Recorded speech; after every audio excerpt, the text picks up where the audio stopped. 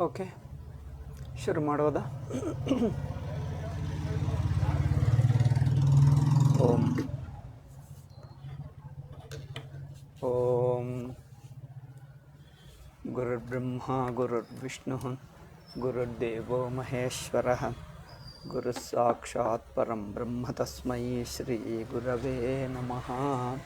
ಓಂ ಓಂ ನಾರಾಯಣ. ಇವತ್ತು ಗುರುವಾರ, ವಿಶುದ್ಧ ವೇದಾಂತ ಪರಿಭಾಷೆ.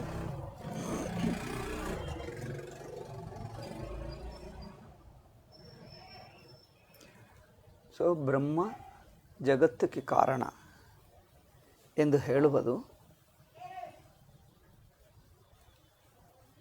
ಕಾರ್ಯಕಾರಣ ಗುಣವನ್ನು, ಕಾರ್ಯಕಾರಣ ಗುಣಗಳನ್ನು ಹೇಳುವುದಕ್ಕಲ್ಲ. ಜಗತ್ತು ಹುಟ್ಟಿದೆ ಎಂದು ಹೇಳುವುದಕ್ಕಲ್ಲ. ಅದು ನಿಜವಾಗಿ ಬ್ರಹ್ಮೇ ಆಗಿದೆ, ಚೈತನ್ಯ ಮಾತ್ರ ಬ್ರಹ್ಮವೇ ಆಗಿದೆ, ಬ್ರಹ್ಮವೇ ಆಗಿದೆ ಎಂದು ಹೇಳುವುದಲ್ಲೇ ತಾತ್ಪರ್ಯ. ಆದ್ದರಿಂದ ನಾವು ಹೇಳ್ತಾ ಬಂದಿದ್ದೇವೆ, ಪ್ರಕ್ರಿಯೆಗೆ ಒಂದು ತಾತ್ಪರ್ಯ ಇರುತ್ತದೆ ಅಲ್ಲವೇ? ಪ್ರಕ್ರಿಯೆಯಲ್ಲಿ ಹೇಳಿರುವ ಅವು ಸಲಕರಣೆಗಳು. ಹೇಳುವ ಪ್ರಕ್ರಿಯೆಗೆ ಸಿಕ್ಕಾಕ್ಕೊಳ್ಳಬಾರದು. ಪ್ರಕ್ರಿಯೆ ಏನನ್ನು ತೋರಿಸ್ತಾ ಇದೆ ಅದು ನೋಡಬೇಕು. ಸಣ್ಣ ಮಗು ಇದ್ದರೆ, 1 ವರ್ಷ 2 ವರ್ಷ ಮಗುಗೆ ಅಲ್ಲಿ ನೋಡು ಒಂದು ಕೈ ತೋರಿಸಿದ್ದರೆ ಅಲ್ಲಿ ಅಂದರೆ ಅವರು ಬೆರಳು ನೋಡ್ತಾರೆ ಹೊರತು ನಾವು ಏನು ತೋರಿಸ್ತಾ ಇದ್ದೀವಿ ಅದು ನೋಡಲ್ಲ. ಸಣ್ಣ ಮಗು ನೋಡಿ ಅಲ್ಲಿ ನೋಡು ಅಂದರೆ ಅವ್ರು ಎಲ್ಲೆಲ್ಲೋ ನೋಡ್ತಾನೆ, ಎಲ್ಲೋ ಗೊತ್ತಾಗಲ್ಲ. ಇದಿಗೋ ನಾನು ಕೈ ತೋರಿಸ್ತಾ ಇದ್ದೀನಿ, ನನ್ನ ಕೈ ಕಡೆ ನೋಡು ಅಂದರೆ ಅವರು ಕೈಯೇ ನೋಡ್ತಾನೆ ಹೊರತು ಕೈ ಬಿಟ್ಟು ಅಲ್ಲಿದೆ ಎಂದು ಅವ್ರಿಗೆ ಗೊತ್ತಾಗಲ್ಲ. ಅಂದರೆ ಪ್ರಕ್ರಿಯೆ ಒಂದಾನೊಂದು ಸ್ವರೂಪವನ್ನು ಹೇಳುತ್ತಾ ಇದೆ, ಆ ಕಡೆಗೆ ನಮ್ಮ ದೃಷ್ಟಿಯನ್ನು ತಿರುಗಿಸ್ತಾ ಇದೆ ಎಂದು ಅರ್ಥವಾಗದೆ, ಪ್ರಕ್ರಿಯೆಯಲ್ಲಿ ಹೇಳಿರುವ ಮಾತುಗಳು, ಸಂಬಂಧಗಳು, ಕಾರ್ಯ ಕಾರಣ ಅವುಗಳಿಗೆ ಸಿಕ್ಕಾಕ್ಕೊಂಡು ಅಲ್ಲಿ ನಿಂತು ಬಿಡ್ತಾರೆ. ಅಂದರೆ ಹೇಳುವ ಮಾತುಗಳು ತನಗಿಂತ ಹೊರಗಿಂದು ತನ್ನನ್ನು ಬಿಟ್ಟಿರುವ ಸ್ವರೂಪ ಕಡೆಗೆ ನಮ್ಮ ದೃಷ್ಟಿಯನ್ನು ತಿರುಗಿಸ್ತಾ ಇದೆ. ಅದು ಮುಖ್ಯ ಕಲಿಯೋದು. ಆದ್ದರಿಂದ ಇಲ್ಲಿ ತಮಾತ್ಮಾನಂ ಸ್ವಯಂ ಕುರುತ, ಇದರಲ್ಲಿ ಇತ್ಯೇವ ಮಾದರಿತ್ಯ ಬ್ರಹ್ಮಣಃ ವಿಕಾರಾತ್ಮನ ಸ್ವಯಮೇವ ಪರಿವರ್ತನ. ಈ ತೋರುವ ಜಗದ್ರೂಪವಾಗಿ ತಾನೇ ಪರಿವರ್ತನ ಆಗ್ತಾ ಇದ್ದಾನೆ. ತತ್ರಾಪಿ ತಾನೇ ಜಗತ್ತಾಗಿ ಪರಿವರ್ತನವಾಗುತ್ತಾನೆ ಅಂದರೆ ಅರ್ಥವೇನು? ತತ್ರಾಪಿ ಅವಿದ್ಯಾಕಲ್ಪಿತೇನ ನಾಮರೂಪಲಕ್ಷಣ ರೂಪಭೇದೇನ ಜಗತ್ತಾಗಿ ತೋರ್ತಾನೆ. ಅಂದರೆ ತಾನು ಬ್ರಹ್ಮ ನಿಜವಾಗಿ ಬ್ರಹ್ಮ ಆಗಿರುವುದು ಬಿಟ್ಟು ಬದಲಾಯಿಸಿ ಜಗತ್ತಾಗ್ತಾನ? ಮತ್ತೆ ಹೇಗೆ? ಯಾವ ಜಗತ್ತಾಗುತ್ತಾನೆ? ಅವಿದ್ಯಾಕಲ್ಪಿತ ಜಗತ್ತು. ಅದು ನೋಡಿ, ಒಳ್ಳೆಯ ಮಾತೇನೆಂದರೆ ಅವಿದ್ಯಾಕಲ್ಪಿತ ಜಗತ್ತಾಗಿ ತೋರ್ತಾನೆ. ಅಂದರೆ ಹಗ್ಗ ನಿಜ, ಉದಾಹರಣೆ ಇದ್ದರೆ ನಿಮಗೆ ಅರ್ಥವಾಗ್ತದೆ. ತಾನು ನಿಜವಾಗಿ ಹಾವಾಗುತ್ತಾನೆ ಎಂದಲ್ಲ, ನಮ್ಮ ಭ್ರಾಂತಿ ದೃಷ್ಟಿಗೆ ತೋರುವ ಹಾವಾಗಿ ತೋರ್ತಾನೆ ಎಂದರ್ಥ. ಅಂದರೆ ನಮ್ಮ ಭ್ರಾಂತಿ ದೃಷ್ಟಿಯಲ್ಲಿ ಏನು ತೋರುತ್ತದೋ ಆ ಭ್ರಾಂತಿ ದೃಷ್ಟಿಯಾಗಿ ತೋರುವುದೇ ಸೃಷ್ಟಿ ಎಂದರ್ಥ. ಭ್ರಾಂತಿ ದೃಷ್ಟಿಯಲ್ಲಿ ಏನೇನು ತೋರುತ್ತದೋ ಅದಾಗಿ ತೋರುವುದು ಅಂದ್ರೇನು? ಭ್ರಾಂತಿಯಿಂದಲೇ ತೋರುವುದೇ ಹೊರತು ಅವಿದ್ಯಾಕಲ್ಪಿತ ರೂಪವೇ ತೋರುತ್ತಾನೆ. ಅವಿದ್ಯಾಕಲ್ಪಿತೇನ ನಾಮರೂಪ ಲಕ್ಷಣೇನ ರೂಪಭೇದೇನ, ಈ ಅವಿದ್ಯಾಕಲ್ಪಿತ ರೂಪವಾಗೇ ತೋರ್ತಾನೆ.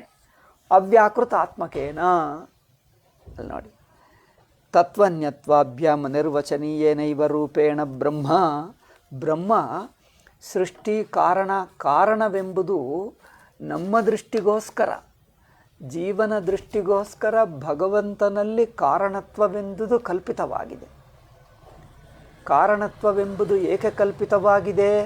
ಕಾರ್ಯ ತೋರುವುದರಿಂದ. ಈ ಕಾರ್ಯವು ಇನ್ನೊಬ್ಬರಿಂದ ಅಲ್ಲ ಎಂದು ಹೇಳುವುದಕ್ಕೆ ಕಾರಣ ಮೇಲನೇ ಅಧ್ಯಾರೋಪ. ಆ ಕಾರಣ ಯಾರು? ಬ್ರಹ್ಮವನ್ನೇ ಕಾರಣ ಏಕೆ ಹೇಳುವುದು ಅಂದರೆ ಈ ಕಾರ್ಯವು ಅವರಿಗಿಂತ ಬೇರೆ ಅಲ್ಲ, ಅದರಿಂದ ಎಲ್ಲ ಅವನೇ ಎಂದು ಹೇಳುವುದಕ್ಕೆ ಒಂದು ಹೆಜ್ಜೆಯಲ್ಲಿ ಈಗ ಕಾರಣ ಎಂದು ಹೇಳ್ತಾ ಇದ್ದೀವಿ.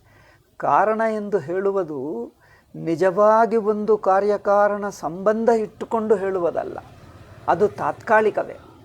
ಕೊನೆಗೆ ನಿಜವಾದ ಒಂದು ಕಾರಣವೆಂಬುದು ಸಂಬಂಧ ಇದೆ, ಆ ಕಾರಣ ಒಂದು ಕಾರ್ಯವನ್ನು ಉಂಟು ಮಾಡುತ್ತದೆ ಎಂದು ಹೇಳುವುದಕ್ಕೆ ಅಲ್ಲ. ಆದ್ದರಿಂದ ಅದ್ವಿತೀಯ ಬ್ರಹ್ಮವನ್ನು ಹೇಳುವುದಕ್ಕೆ ಅದನ್ನು ಕಾರಣ ಎಂದು ಹೇಳಿದೆ. ಇದು ನೋಡಿ, ಅದ್ವಿತೀಯ ಬ್ರಹ್ಮವನ್ನು ತಾನು ಸ್ವತಃ ಸಿದ್ಧ ಬ್ರಹ್ಮವನ್ನು ಹೇಳುವುದಕ್ಕೆ. ಅದಕ್ಕೋಸ್ಕರ ಇತಿ ವ್ಯಾಖ್ಯೇಯಂ. ಓಕೆ, ಮುಂದಿನ ವಾಕ್ಯ. ಸವಾ ಏಷ ಮಹಾನಜ ಆತ್ಮ ಅಜರೋ ಅಮರೋ ಅಮೃತೋ ಅಭಯಂ ಬ್ರಹ್ಮ ಸ ಏಷ ನೇತಿ ನೇತ್ಯಾತ್ಮ. ಇದು ಯಾವುದಲ್ಲ, ಯಾವ ಬ್ರಹ್ಮ?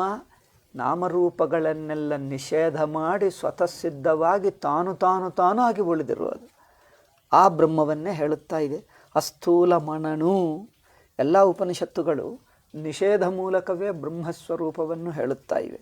ಇತ್ಯಾದ್ಯಾಭ್ಯ ಸರ್ವವಿಕ್ರಿಯ ಪ್ರತಿಷೇಧಶ್ರುತಯ. ಎಲ್ಲ ವಿಕಾರಗಳನ್ನು ನಿಷೇಧ ಮಾಡಿ ಬ್ರಹ್ಮಣ ಕೂಟಸ್ಥಾತ್ಮ ಅವಗಮಾತ್, ಬ್ರಹ್ಮನನ್ನು ಕೂಟಸ್ಥ ಎಂದೇ ತಿಳಿಸುತ್ತಾ ಇವೆ. ಪರಿಣಾಮಶ್ರುತೀನಾಂ. ಮತ್ತು ಜಗತ್ತು ಆಗಿದ್ದಾನೆ, ಜಗತ್ತಾಗಿ ತೋರ್ತಾ ಇದ್ದಾನೆ, ತಾನೇ ಆಗಿದ್ದಾನೆ ಅಂದರೆ ಈ ಆಗಿದ್ದಾನೆ ಎಂಬ ಮಾತಕ್ಕೇನರ್ಥ? ಅದು ಪ್ರಶ್ನೆ.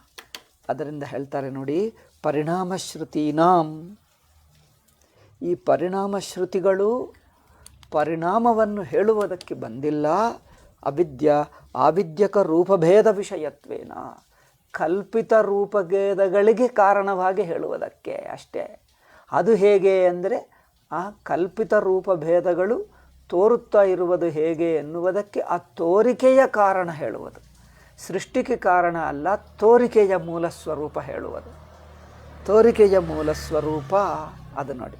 ಅದರಿಂದ ಆವಿದ್ಯಕ ರೂಪಭೇದ ವಿಷಯತ್ವೇನ ಸಾವಕಾಶತ್ವೋಪಪತ್ತೇ. ಹೀಗೆ ನೋಡಿ.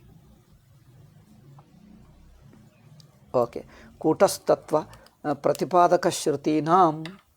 ಅದರಿಂದ ಕೂಟಸ್ಥ, ಏನು ವಿಕಾರವಿಲ್ಲದೆ ಸ್ವತಃ ಸಿದ್ಧವಾಗಿ ಬ್ರಹ್ಮ ಇದೆ ಎಂದು ಹೇಳುವ ಆ ವಾಕ್ಯಗಳು ಮಾತ್ರ ಕೂಟಸ್ಥತ್ವ ಪ್ರತಿಪಾದಕ ಶ್ರುತೀನಾಂ ಸ್ವಪ್ರಕರಣ ಸ್ಥಾನಾಂ ನಿರವಕಾಶತ್ವ.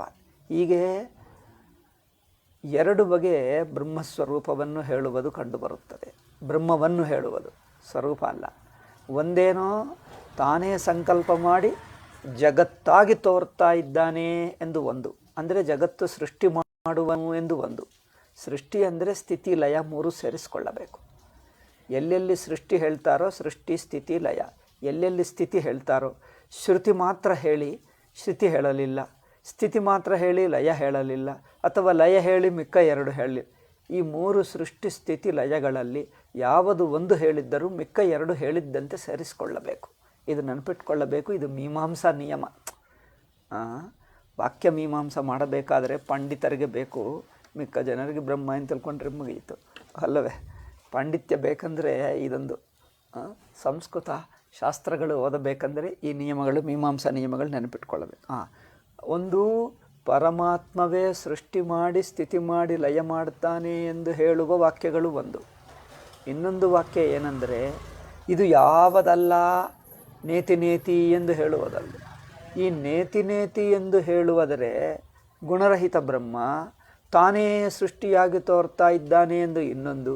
ಈ ಅದೇ ಬ್ರಹ್ಮವನ್ನು ಈ ಎರಡು ಬಗೆಯಾಗಿ ಹೇಳಿದರೆ ಯಾವುದು ನಿಜವಾದ ಬ್ರಹ್ಮ? ಪ್ರಶ್ನೆ ಬರುತ್ತದಲ್ಲವೇ?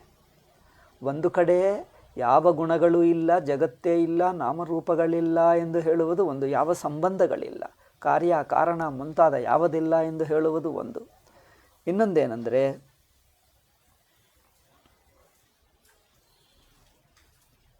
ತಾನೇ ಜಗತ್ತಾಗಿ ತೋರ್ತಾ ಇದ್ದಾನೆ ಎಂದು ಇನ್ನೊಂದು ಹೇಳ್ತಾನೆ. ಈ ಮುಂಡಕೋಪನಿಷತ್ತೇ ತಗೊಂಡು ಮೊದಲು ಅಕ್ಷರಂ ಬ್ರಹ್ಮ ಯಾವುದು ಅಂದರೆ ಅದ್ರೇಶ್ಯಂ ಅಗ್ರಾಹ್ಯಂ ಎಲ್ಲ ನಿಷೇಧ ಮಾಡ್ತದೆ.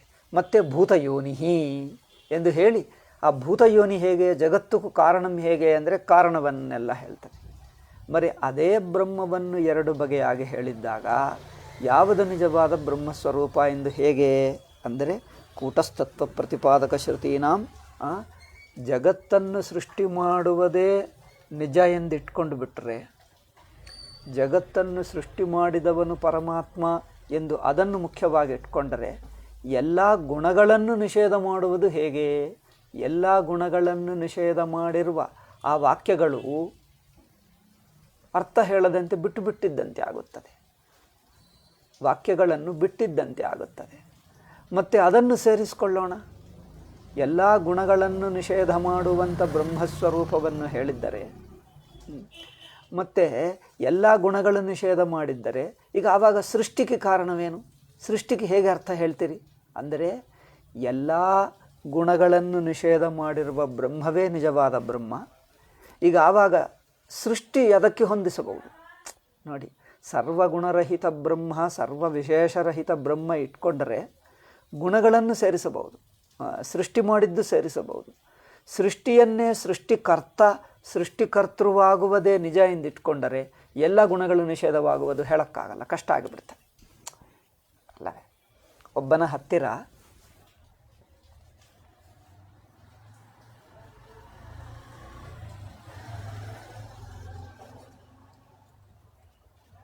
ಇಡೀ ಜಗತ್ತು ತನ್ನದೇ ಒಂದು, ಅಥವಾ ಈ ಊರು ತನ್ನದು, ಈ ರಾಜ್ಯ ತನ್ನದೇ, ಈ ನಗರ ತನ್ನದೇ ಎಂದು ಹೇಳಿದ್ದರೆ, ಒಂದೊಂದು ನಗರ ಹೇಳಿದ್ದನ್ನು ಒಟ್ಟು ಜಗತ್ತೆಲ್ಲ ತನ್ನದೇ ಎಂದು ಹೇಳಿದ್ದರಲ್ಲಿ ಸೇರಿಸಬಹುದು.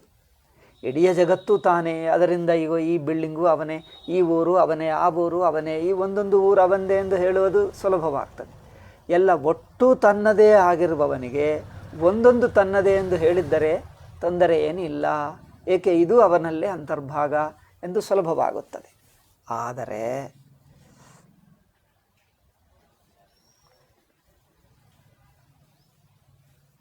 ಯಾರು ಈ ಒಂದೊಂದು ಹೇಳಿದ್ದನ್ನೇ ಪರಮಾತ್ಮ ಎಂದಿಟ್ಕೊಳ್ತಾರೋ, ಈಗ ಯಾವುದು ತನ್ನದಿಲ್ಲ ಎಂದು ಹೇಳಿದ್ದು, ಯಾವುದು ತನ್ನದಲ್ಲ ಎಂದು ಹೇಳಿದ್ದು ಕಷ್ಟವಾಗ್ತದೆ. ಏಕೆಂದರೆ ಎಲ್ಲ ತನ್ನದೇ ಆಗಿದ್ದಾಗ ತನ್ನದು ಯಾವುದಿಲ್ಲ ಎಂದು ಹೇಳಬಹುದು. ಎಲ್ಲ ತನ್ನದೇ ಆಗಿರುವಾಗ, ಎಲ್ಲ ತನ್ನದೇ ಅಂದರೆ ಈಗ ತನಗಿಂತ ಬೇರೆ ಅಲ್ಲ ಎಂದು ಹೇಳಿದಾಗ, ಅಂದರೆ ನಿರ್ಗುಣದಲ್ಲಿ ಗುಣಗಳು ಸೇರಿಸಬಹುದು, ನಿರ್ಗುಣದಲ್ಲಿ ಗುಣಗಳನ್ನೆಲ್ಲ ಸೇರಿಸಬಹುದು. ಆದರೆ ಸಗುಣವೇ ಇಟ್ಕೊಂಡರೆ ಗುಣರಹಿತ ಅದರಲ್ಲಿ ಸೇರಿಸಕ್ಕಾಗಲ್ಲ. ಗುಣರಹಿತ ಎಂಬುದು ಪರಮಾತ್ಮನಲ್ಲಿ ಸೇರಿಸಕ್ಕಾಗಲ್ಲ. ಕನ್ನಡಿ ನೋಡಿ, ಐ ಥಿಂಕ್ ಆ ಉದಾಹರಣಕ್ಕಿಂತ ಕನ್ನಡಿ ಉದಾಹರಣೆ ನಿಮಗೆ ಚೆನ್ನಾಗಿ ಅರ್ಥವಾಗ್ತದೆ. ಕನ್ನಡಿಗಳಲ್ಲಿ ಎಲ್ಲ ಪ್ರತಿಬಿಂಬಗಳು ಬಗೆ ಬಗೆ ಆಕಾರಗಳು ಕಂಡುಬರ್ತವೆ. ಕನ್ನಡಿಗೆ ಯಾವ ಗುಣವಿಲ್ಲ, ಯಾವ ಬಣ್ಣ ಇಲ್ಲ ಅಂದರೆ ಎಷ್ಟು ಗುಣಗಳಾದರೂ ಕಂಡುಬರ್ಬೋದು, ಎಷ್ಟು ಗುಣಗಳಾದರೂ ಕಂಡುಬರ್ಬೋದು. ಯಾವುದೇ ಒಂದೇ ಬಣ್ಣ ಒಂದೇ ಆಕಾರ ಕನ್ನಡಿಗಿದೆ ಅಂದರೆ ಈಗ ಇನ್ನೊಂದು ಆಕಾರ ಬರೋಕ್ಕಾಗಲ್ಲ. ಒಂದೇ ಗುಣ ಎಂದು ಹೇಳುವವರಿಗೆ, ಅದಕ್ಕೋಸ್ಕರ ನೋಡಿ, ಯಾರು ಪರಮಾತ್ಮ ಸಗುಣ ಸತ್ಯ ಎಂದು ಹೇಳಿದ್ದರೋ ಅವರು ವಿಷ್ಣುವೋ ಶಿವವೋ ದೇವಿಯೋ ಯಾವುದೇ ಒಂದಕ್ಕೆ ನಿಂತುಕೊಂಡು ಬಿಟ್ಟು ಇನ್ನೊಂದಲ್ಲ ಎಂದು ಹೇಳ್ತಾರೆ. ವೈಷ್ಣವರು ಏನು ಹೇಳಿದು ಶಿವನಲ್ಲ ಎಂದು ಹೇಳ್ತಾರೆ. ಶಿವನೇ ಪರಮಾತ್ಮ ಎಂದು ಹೇಳುವವರು ವಿಷ್ಣುವಲ್ಲ ಎಂದು ಹೇಳಿಬಿಡ್ತಾರೆ. ಮತ್ತು ವೈಷ್ಣವರಲ್ಲಿಯೂ ಮತ್ತೆ ವ್ಯತ್ಯಾಸ, ಕೃಷ್ಣನೇ ಬ್ರಹ್ಮ ಮತ್ತು ರಾಮನಲ್ಲ ಎಂದು ಹೇಳ್ತಾರೆ. ಏಕೆ? ನೀವು ಒಂದು ಗುಣವನ್ನೇ ಪರಮಾತ್ಮ ಎಂದು ಇಟ್ಕೊಂಡರೆ ಇನ್ನೊಂದು ಗುಣವನ್ನು ಸೇರಿಸಕ್ಕಾಗಲ್ಲ. ಏಕೆ? ಈ ಗುಣವಿದ್ದವನಿನ್ನು ಅವರು ವೈಷ್ಣವರನ್ನು ನೋಡಿ ವಿಷ್ಣುವೇ ಪರಮಾತ್ಮ ಎಂದು ಹೇಳಿದಾಗ ಶಿವನು ಹೇಗೆ ಆಗ್ತಾನೆ? ವಿಷ್ಣುವೇ ಅಲ್ಲವೇ? ವಿಷ್ಣುವೇ ಎಲ್ಲಕ್ಕಿಂತ ಹೆಚ್ಚು. ವಿಷ್ಣುವಿದ್ದರೆ ಶಿವ, ಶಿವ ಇದ್ದರೆ ವಿಷ್ಣು ಪಕ್ಕದಲ್ಲಿ, ವಿಷ್ಣು ಒಳಗೆ ಇರುತ್ತಾನೆ ಹೊರತು ವಿಷ್ಣು ಸಮಾನ ಹೇಳೋಕ್ಕಾಗಲ್ಲ. ಆದ್ದರಿಂದ ಒಬ್ಬನೇ ಇಟ್ಕೊಂಡರೆ ಇನ್ನೊಬ್ಬರನ್ನು ಸೇರಿಸಕ್ಕಾಗಲ್ಲ, ಹಾಗೆ ಆಗಿಬಿಡ್ತು. ಆದರೆ ಎಲ್ಲ ಗುಣಗಳಿಗೆ ಅತೀತ ಎಂದು ಕನ್ನಡಿ ಹಾಗೆ ಹೇಳಿದ್ದರೆ ಅವನು ಶಿವ ಆಗಬಹುದು, ವಿಷ್ಣು ಆಗಬಹುದು, ದೇವಿ ಆಗಬಹುದು, ಸುಬ್ರಹ್ಮಣ್ಯ ಆಗಬಹುದು. ಈಗ ಯಾರು ಬೇಕಂದರೆ ಅವರಾಗಬಹುದು. ರಾಮ ಆಗುತ್ತಾನೆ, ಕೃಷ್ಣ ಆಗುತ್ತಾನೆ, ಯಾರು ಬೇಕಂದರೆ ಅವರಾಗ್ತಾನೆ. ಏಕೆ? ಕನ್ನಡಿಗೆ ತನ್ನದಾದ ಬಣ್ಣ ಇಲ್ಲ ಅಂದರೆ ಎಲ್ಲ ಬಣ್ಣಗಳಾಗಬಹುದು. ಆಕಾಶಕ್ಕೆ ಯಾವ ಆಕಾರವಿಲ್ಲ ಅಂದರೆ ಎಲ್ಲ ಆಕಾರಗಳು ತನ್ನಲ್ಲೇ ಇರಬಹುದು. ನೀವು ಒಂದು ಆಕಾರ ಎಂದು ಹೇಳಿಬಿಟ್ರೆ ಇನ್ನೊಂದು ಆಕಾರಕ್ಕೆ ಹೊಂದಲ್ಲ ಅಲ್ಲವೇ? ಇನ್ನೊಂದು ಆಕಾರಕ್ಕೆ ಹೊಂದಲ್ಲ. ಒಬ್ಬನು ಒಂದು ಭಾಷೆಯಲ್ಲಿ ಮಾತಾಡಿದ್ದರೆ ಇನ್ನೊಂದು ಭಾಷೆಯಲ್ಲಿ ಆ ಭಾಷೆ ಗೊತ್ತಿಲ್ಲದೇ ಇರುವವರಿಗೆ ಅರ್ಥವಾಗಲ್ಲ. ಒಂದು ಭಾಷೆಯಲ್ಲಿ ಮಾತಾಡಿದ್ದರೆ ಆ ಭಾಷೆ ಬರದೇ ಇರುವ ಇನ್ನೊಂದು ಭಾಷೆ ಅವರಿಗೆ ಅರ್ಥವಾಗಲ್ಲ. ಆದರೆ ಯಾವ ಭಾಷೆ ಇಲ್ಲ, ಕೇವಲ ಪೂರ್ವ ಕಾಲದಲ್ಲಿ ಒಂದು ಬರುತ್ತಿತ್ತು ನೋಡಿ, ಏನದು ಮೂವಿ ಎಂದು ಹೇಳುತ್ತಿದ್ದರು. ಮೂವಿ ಅಂದರೆ ಚಿತ್ರಗಳು ಅಲಗಾಡ್ತವೆ ಹೊರತು ಮಾತಾಡಲ್ಲ. ಅವರ ಹೆಸರೇನು, ಯಾರೋ ಇದ್ದಾರೆ ನೋಡಿ, ಆ ವಿದೇಶಿಯನ್ನು ಮಾತಾಡ್ತಾನೆ, ಅದು ಮರ್ತೇ ಹೋದೆ, ಚಾರ್ಲಿ ಚಾಪ್ಲಿನ್. ನೀವೆಲ್ಲರೂ ನೋಡಿರ್ಬೋದು. ಚಾರ್ಲಿ ಚಾಪ್ಲಿನ್ ಏನು ಮಾತಾಡಲ್ಲ, ಸುಮ್ಮನೆ ತನ್ನ ನಟನದಿಂದಲೇ ತೋರಿಸ್ತಾನೆ, ಹಾಸ್ಯ ನಗುತ್ತಾನೆ. ಅಂದರೆ ಅವರು ಶೂಟಿಂಗ್ ಹೇಗೆ ಮಾಡಿದ್ದಾರೆಂದರೆ ಹೇಳಬೇಕಾಗಿಲ್ಲ, ಆ ಸಂದರ್ಭದಿಂದ ನೋಡಿಕೊಂಡ್ರೆ ಗೊತ್ತಾಗ್ಬಿಡ್ತದೆ. ಹಾಗೆ ಭಾಷೆ ಇಲ್ಲದೆ ಮೌನದಿಂದ ಇರುವವನಲ್ಲಿ ಎಲ್ಲ ಭಾಷೆಗಳು ಆಗಬಹುದು. ಮೌನದಲ್ಲಿ ನಿಶ್ಶಬ್ದದಲ್ಲಿ ಎಲ್ಲ ಶಬ್ದಗಳು ಹುಟ್ಟಬಹುದು. ಒಂದು ಶಬ್ದ ಇದ್ದರೆ ಇನ್ನೊಂದು ಶಬ್ದ ಹುಟ್ಟಕ್ಕಾಗಲ್ಲ. ಒಂದು ಶಬ್ದ ಇದ್ದರೆ ಒಂದೇ ಶಬ್ದ ಆಗುತ್ತದೆ, ಇನ್ನೊಂದು ಶಬ್ದ ಆಗಲ್ಲ. ಅಯ್ಯೋ ರಾಮ, ಇದೇನೋ ತೊಂದರೆ ಕೊಡ್ತಾ ಇದೆ.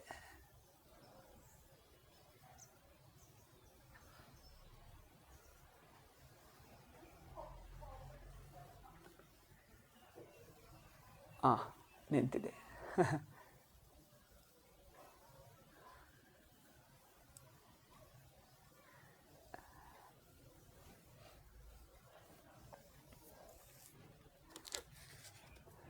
ನಿಶ್ಶಬ್ದ ಮೌನದಿಂದ ಎಲ್ಲ ಶಬ್ದಗಳು ಹುಟ್ಟುತ್ತವೆ. ಏಕೆ? ಸೈಲೆನ್ಸ್. ನಿಶ್ಶಬ್ದದಿಂದ ಸೌಂಡ್ಗಳು ಹುಟ್ಟಿ ಆ ಸೌಂಡ್ಗಳು ಯಾವುದೇ ಆಗಬಹುದು. ನೀವು ಸೌಂಡ್ಗೆ ಇಟ್ಕೊಂಡ್ರೆ ಅದರಲ್ಲಿ ನಿಶ್ಶಬ್ದವನ್ನು ಸೇರಿಸೋಕ್ಕಾಗಲ್ಲ. ಸೌಂಡ್ನಲ್ಲಿ, ಧ್ವನಿಯಲ್ಲಿ, ಶಬ್ದದಲ್ಲಿ ನಿಶ್ಶಬ್ದ ಸೇರಿಸೋಕ್ಕಾಗಲ್ಲ. ನಿಶ್ಶಬ್ದದಲ್ಲಿ ಶಬ್ದ ಸೇರಿಸಬಹುದು. ನೋಡಿ ಎಷ್ಟು ಚೆನ್ನಾಗಿದೆ. ಕನ್ನಡಿಗೆ ತನ್ನದಾದ ಯಾವ ಬಣ್ಣ ಇಲ್ಲದಿದ್ದರೆ ಎಲ್ಲ ಬಣ್ಣಗಳು ಅದರಲ್ಲೇ ಹುಟ್ಟಬಹುದು, ತೋರಬಹುದು. ಅದರಿಂದ ನಿರ್ಗುಣ ಅಂದರೆ ಒಬ್ಬನು ಪ್ರಶ್ನೆ ಮಾಡುತ್ತಿದ್ದ ನನಗೆ, ಪರಮಾತ್ಮ ನಿರ್ಗುಣವಾದರೆ ಗುಣ ಹೇಗೆ ಬಂತು? ನಿರ್ಗುಣ ಅಂದರೆ ಗುಣ ಇಲ್ಲದವನಲ್ಲವೇ? ಗುಣ ಇಲ್ಲದವನಿಂದ ಗುಣಗಳು ಹೇಗೆ ಬಂತು? ಮಾಯಿಕ ಎಂದು ಹೇಳುತ್ತಾರೆ. ಮಾಯ ಆದರೂ ಹೇಗೆ ಬರುತ್ತದೆ? ಇಲ್ಲವೇ ಇಲ್ಲ ಅಲ್ಲವೇ? ಹೀಗೆ ಮಾತಾಡ್ತಾನೆ ಅವನು. ವೇದಾಂತ ಏನು 10-15 ವರ್ಷ ಕೇಳಿದ ವೇದಾಂತ, 15 ವರ್ಷನೋ ಇನ್ನೂ ಹೆಚ್ಚಿನ 20 ವರ್ಷ ಅವರು ವೇದಾಂತ ಗುರು ಪಾಠ ಮಾಡ್ತಾನೆ. ಆದರೆ ಈ ಪ್ರಶ್ನೆ ಮಾಡಿದ.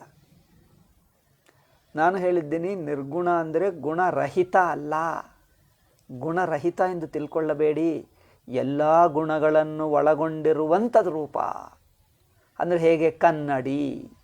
ಕನ್ನಡಿಗೆ ತನ್ನದಾದ ಒಂದು ಪ್ರತ್ಯೇಕ ಗುಣವಿಲ್ಲ, ರೂಪವಿಲ್ಲ, ಬಣ್ಣ ಇಲ್ಲ. ಎಲ್ಲ ಬಣ್ಣಗಳು ತನ್ನಲ್ಲಿ ಕಂಡು ಬರಬಹುದು. ಇದು ಚೆನ್ನಾಗಿದೆ. ಸ್ಫಟಿಕ, ಕನ್ನಡಿ.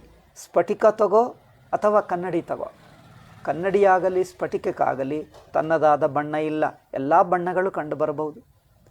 ಕನ್ನಡಿಗೆ ತನ್ನ ಬಣ್ಣ ಇಲ್ಲ, ಎಲ್ಲ ಬಣ್ಣಗಳು ಕಂಡು ಬರಬಹುದು. ನಿಶ್ಶಬ್ದಕ್ಕೆ ಏನಿಲ್ಲ, ಎಲ್ಲ ಶಬ್ದಗಳು ಕಂಡು ಬರಬಹುದು. ಆಕಾಶ ನಿರಾಕಾರ, ಎಲ್ಲ ಆಕಾರಗಳು ಊಹಿಸಿಕೊಳ್ಳಬಹುದು. ನಿರಾಕಾರದಲ್ಲಿ ಎಷ್ಟು ಆಕಾರಗಳಿರುತ್ತೋ ಎಲ್ಲಾದರೂ ಇರುತ್ತದೆ, ಎಷ್ಟಾದರೂ ಆಕಾರಗಳಿರುತ್ತೆ. ಅಂದರೆ ನಿರಾಕಾರ ಅಂದರೆ ಶೂನ್ಯ ಅಲ್ಲ, ಎಲ್ಲ ಆಕಾರಗಳನ್ನು ಒಳಗೊಂಡು ತನ್ನದು ಇಷ್ಟೇ ಎಂದು ಹೇಳಕ್ಕಾಗದೇ ಇರುವಂಥದ್ದು ಎಂದರ್ಥ. ನಿರ್ಗುಣ ಅಂದರೆ ಅರ್ಥವೇನು? ಎಲ್ಲ ಗುಣಗಳನ್ನು ತನ್ನಲ್ಲೇ ಒಳಗೊಂಡು ಎಲ್ಲ. ಆಕಾಶ ಅಂದರೆ ನೋಡಿ, ಆಕಾಶಕ್ಕೇನು ಆಕಾರ ಇದೆ? ಒಟ್ಟು ಆಕಾಶ ನೋಡಿ. ಒಟ್ಟಂದರೆ ಅಖಂಡ ಆಕಾಶ. ಪ್ರಪಂಚದಲ್ಲಿ ಎಷ್ಟು ದೊಡ್ಡ ಆಕಾಶವಿದೆಯೋ ಇಡೀ ಆಕಾಶ ಸೇರಿಸ್ಕೊಂಡು, ಇಡೀ ಆಕಾಶ ಪ್ರಪಂಚದಲ್ಲೇ, ಇಡೀ ಬ್ರಹ್ಮಾಂಡದಲ್ಲೇ ಸೂರ್ಯ, ಚಂದ್ರ, ನಕ್ಷತ್ರ ಇವರೆಲ್ಲರನ್ನು ಸೇರಿಸಿಕೊಂಡಿರುವ ನಮ್ಮ ಭೂಮಿ ಅಲ್ಲ, ಭೂಮಿಯನ್ನು ಅದರಲ್ಲೇ ಒಳಗೊಂಡಿದೆ. ನಕ್ಷತ್ರಗಳಿವೆ, ಸೂರ್ಯ, ಚಂದ್ರ, ನಕ್ಷತ್ರಗಳು, ಗ್ರಹಗಳು, ಭೂಮಿ ಇವರೆಲ್ಲರನ್ನು ಒಳಗೊಂಡಿರುವ ಆಕಾಶವಿದಲ್ಲ. ಎಷ್ಟು ದೊಡ್ಡದು ಹೇಳಿ? ಅದರ ಆಕಾರವೇನಿದೆ ಹೇಳಿ? ಊಹಿಸ್ಕೊಳ್ಳಕ್ಕಾಗಲ್ಲ. ಏನು ಊಹಿಸ್ಕೊಂಡರೂ ಅದು ಆಕಾಶ ಒಳಗೆ ಒಂದು ಊಹಿಸ್ಕೊಂಡ ಪರಿಮಿತ ರೂಪ ಆಗುತ್ತದೆ. ನೀವು ಎಲ್ಲ ನೀವು ಊಹಿಸತಕ್ಕ ಎಲ್ಲ ಆಕಾರಗಳನ್ನು ಆಕಾಶದಲ್ಲೇ ಇರಲಿ. ಆಕಾಶಕ್ಕೆ ತನ್ನದಾದ ಸೈಜ್ ಏನು? ಆಕಾಶದ ಸೈಜ್ ಏನು? ಅದರಲ್ಲಿ ನೀವು ಎಷ್ಟು ಸೈಜ್ಗಳಾದರೂ ಊಹಿಸಿಕೊಳ್ಳಬಹುದು. ಸೈಜ್ ಅಂದರೆ ಆಕಾರ. ಎಷ್ಟು ಪರಿಮಾಣಗಳನ್ನಾದರೂ ಆಕಾಶದಲ್ಲಿ ಊಹಿಸಿಕೊಳ್ಳಬಹುದು. ಇದಕ್ಕಿಂತ ದೊಡ್ಡದು, ಇನ್ನೂ ದೊಡ್ಡದು, ಇನ್ನೂ ದೊಡ್ಡದು, ಇನ್ನೂ ದೊಡ್ಡದು ಊಹಿಸ್ಕೊ. ಎಷ್ಟಾದರೂ ದೊಡ್ಡ ಎಷ್ಟಾದರೂ ಊಹಿಸ್ಕೊ. ಕೊನೆಗೆ ಆಕಾಶಕ್ಕೆ ತನ್ನ ಪರಿಮಾಣ ಏನು? ಪರಿಮಾಣ ಅಂದರೆ ಸೈಜ್. ತನ್ನ ಪರಿಮಾಣ ಎಷ್ಟು? ತಾನು ಎಷ್ಟು ಹೇಳಿ? ತಾನು ಹೇಳೋಕ್ಕಾಗಲ್ಲ. మరి ತನ್ನಲ್ಲಿ ನೀವು ಎಷ್ಟು ಪರಿಮಾಣ ಆದರೂ ಊಹಿಸ್ಕೊ, ಎಷ್ಟು ಸೈಜ್ ಆದರೂ ಊಹಿಸ್ಕೊ, ಎಷ್ಟು ಅಳತೆ ಆದರೂ ಊಹಿಸ್ಕೊ. ನೀವು ಎಷ್ಟು ಅಳತೆಗಳಲ್ಲಿದ್ದರೂ ಆಕಾಶ ಒಳಗೆ ಇರಬಹುದು. ಎಷ್ಟು ದೊಡ್ಡ ಪರಿಮಾಣ, ಎಲ್ಲಕ್ಕಿಂತ ದೊಡ್ಡ ಪರಿಮಾಣ ಊಹಿಸ್ಕೊ, ಆಗುತ್ತದೆ. ಆದರೆ ತನಗೆ ಯಾವ ಪರಿಮಾಣ ಅಂದರೆ ಇಲ್ಲ. ತನಗೆ ಒಂದು ಪರಿಮಾಣ ಇದ್ದರೆ ಇನ್ನೊಂದು ಪರಿಮಾಣ ಅದರಲ್ಲಿ ಒಳಗೊಳ್ಳಕ್ಕಾಗಲ್ಲ. ತನ್ನಲ್ಲಿ ಒಳಗೊಂಡು ತನ್ನಲ್ಲೇ ಸೇರಿಸ್ಕೊಳ್ಳಕ್ಕಾಗಲ್ಲ. ಏಕೆ? ತನಗೆ ಒಂದು ಫಿಕ್ಸ್ಡ್ ಪರಿಮಾಣ ಇದ್ದರೆ ಇನ್ನೊಂದು ಪರಿಮಾಣ ಅದರಲ್ಲಿ ಅಡಕವಾಗ. ತನ್ನದು 1,00,000 ಎಂದು ಊಹಿಸಿಕೊಂಡರೆ ಲಕ್ಷಕ್ಕಿಂತ ಕೆಳಮಟ್ಟದ್ದೆಲ್ಲ ಊಹಿಸಿಕೊಳ್ಳಬಹುದು. ಲಕ್ಷಕ್ಕಿಂತ ಕೆಳಮಟ್ಟದ ಸಂಖ್ಯೆಗಳೆಲ್ಲ ಊಹಿಸಿಕೊಳ್ಳಬಹುದು.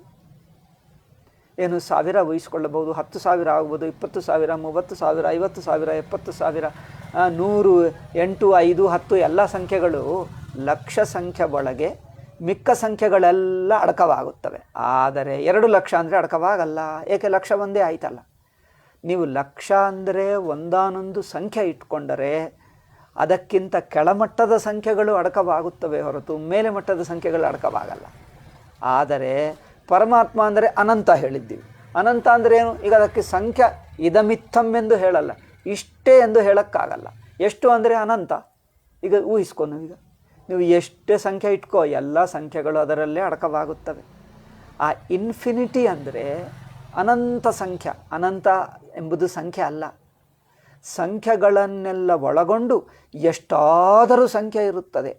ಎಷ್ಟು ಸಂಖ್ಯೆ ಇದ್ದರೂ ಅದರಲ್ಲೇ ಇದೆ. ಇನ್ನು ದೊಡ್ಡದು, ಇನ್ನು ಅದಕ್ಕಿಂತ ದೊಡ್ಡದು ಅಡಕವಾಯಿತು, ಇನ್ನೂ ದೊಡ್ಡದು ಆಯಿತು, ಇನ್ನೂ ದೊಡ್ಡದು ಆಯಿತು. ನೀವು ಎಷ್ಟೇ ಊಹಿಸ್ಕೋ ಅದರಲ್ಲೇ ಇದೆ, ಹೊರಗೆ ಇಲ್ಲವೇ ಇಲ್ಲ. ಈಗ ಅದು ಅನಂತ ಹೇಳ್ತೀವಿ. ಅನಂತದಲ್ಲಿ ಎಷ್ಟು ಸಂಖ್ಯೆಗಳಿವೆ? ಎಷ್ಟಾದರೂ ಇವೆ. ನೀವು ಎಷ್ಟೇ ಊಹಿಸ್ಕೊಂಡು ಎಷ್ಟು ಊಹಿಸ್ಕೊಂಡ್ರೆ ಅದು ಇದೆ. ಅನಂತ ಪರಿಮಾಣದಲ್ಲಿ ಎಷ್ಟು ಇವೆ ಸಂಖ್ಯೆಗಳು? ಅನಂತ ಪರಿಮಾಣ. ಸಂಖ್ಯೆ ಹೇಳಿದ್ದೆ, ಪರಿಮಾಣ ಹೇಳ್ತಾ ಇದ್ದೀನಿ ನೋಡಿ. ಅಂದರೆ ಆಕಾಶ, ಅನಂತ ಸಂಖ್ಯಾ, ಕನ್ನಡಿ, ನಿಶ್ಶಬ್ದ, ಈ 4 ಉದಾಹರಣೆಗಳನ್ನು ಒಟ್ಟಿಗೆ ಸೇರಿಸಿ ನೋಡ್ಕೊಂಡು, ಒಟ್ಟಿಗೆ ಸೇರಿಸಿ ಅನಂತ ಎಲ್ಲ ಸಂಖ್ಯೆಗಳು ಅದರಲ್ಲಿವೆ. ಅನಂತ ಪರಿಮಾಣ ಆಕಾಶ, ಎಲ್ಲ ಪರಿಮಾಣಗಳು ಆಕಾಶದಲ್ಲಿ. ಆಕಾಶಕ್ಕೆ ಪರಿಮಾಣವಿಲ್ಲ. ಇಷ್ಟು ಪರಿಮಾಣವಿಲ್ಲ ಅಂದರೆ ತಾನೇ ಇಲ್ಲ ಎಂದು ಅರ್ಥ ಅಲ್ಲ ನೋಡಿ. ಆಕಾಶಕ್ಕೆ ಪರಿಮಾಣವಿಲ್ಲ ಅಂದರೆ ತಾನೇ ಇಲ್ಲ ಎಂದಾಗುತ್ತದೆ. ಇದು ಚೆನ್ನಾಗಿದೆ ನೋಡಿ. ಆಕಾಶಕ್ಕೆ ಪರಿಮಾಣವಿಲ್ಲ ಅಂದರೆ ತಾನೇ ಇಲ್ಲ ಎಂದಾಗುತ್ತದೆ. ಸುಷುಪ್ತಿಗೆ ಯಾವ ಪರಿಮಾಣ ಹೇಳು? ಸುಷುಪ್ತಿ ಎಷ್ಟು ದೊಡ್ಡದು? ಎಷ್ಟು ಕಿಲೋಮೀಟರ್ ಇರುತ್ತದೆ ಸುಷುಪ್ತಿ? ಸುಷುಪ್ತಿ 1 ಮೀಟರ, 2 ಮೀಟರ, 10 ಮೀಟರ? ಎಷ್ಟು ಅಗಲ ಇದೆ, ಎಷ್ಟು ಉದ್ದ ಇದೆ ಹೇಳಿ? ಸುಷುಪ್ತಿ ಎಷ್ಟು ಉದ್ದ? 5 ಕಿಲೋಮೀಟರ, 10 ಕಿಲೋಮೀಟರ? ಹೆಚ್ಚು. 100 ಕಿಲೋಮೀಟರ? ಇನ್ನೂ ಹೆಚ್ಚು. 1000ನ? ಇನ್ನೂ ಹೆಚ್ಚು. ಎಷ್ಟಿದೆ? ನೀವು ಎಷ್ಟು ಊಹಿಸಿದ್ದರೆ ಅಷ್ಟಿದೆ. ಅಯ್ಯೋ ಅದೇನಪ್ಪ, ಹೌದು, ಎಲ್ಲ ಕಿಲೋಮೀಟರ್ಗಳು ಊಹಿಸ್ಕೊ. ಅದರಲ್ಲಿ ಕಿಲೋ ಇಲ್ಲ, ಮೀಟರ್ ಇಲ್ಲ, ಎಲ್ಲ ಮುಳುಗಿ ಹೋಗ್ತದೆ. ಅಷ್ಟರಲ್ಲಿ ಏನೂ ಉಳಿಯಲ್ಲ. ಅಂದರೆ ಸುಷುಪ್ತಿ ತಾನೇ ಇಲ್ಲ ಎಂದು ಹೇಳ್ತೀವ? ಹೇಳೋಕ್ಕಾಗಲ್ಲ. ಕೆಲವರು ದ್ವೈತಿಗಳು ಏನು ಹೇಳಿದ್ದಾರೆ? ಪರಮಾತ್ಮ ನಿರ್ಗುಣ ಅಂದರೆ ಪರಮಾತ್ಮ ಶೂನ್ಯ ಎಂದು ಹೇಳಿಬಿಟ್ಟು. ನಿರ್ಗುಣ ಅಂದರೆ ಶೂನ್ಯ ಅಲ್ಲ. ನಿರ್ಗುಣ ಅಂದರೆ ಇಷ್ಟೇ, ಇದಕ್ಕಿಂತ ಹೆಚ್ಚಿಲ್ಲ ಎಂದು ಒಂದಾನೊಂದು ಪರಿಮಿತ ನಿಗದಿಯಾಗಿರುವ. ಅಂದರೆ ಏನು? ಅದಕ್ಕೇನು ಹೇಳ್ತಾರೆ? ಕನ್ನಡದಲ್ಲಿ ಏನು ಹೇಳ್ತಾರೆ? ಒಂದು ಫಿಕ್ಸ್ಡ್,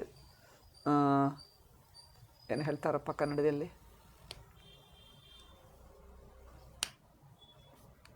ಇಷ್ಟೇ ಒಂದು ಸ್ಥಿರವಾದ ಸಂಖ್ಯೆ ಹೇಳೋಕ್ಕಾಗಲ್ಲ ಅಷ್ಟೇ.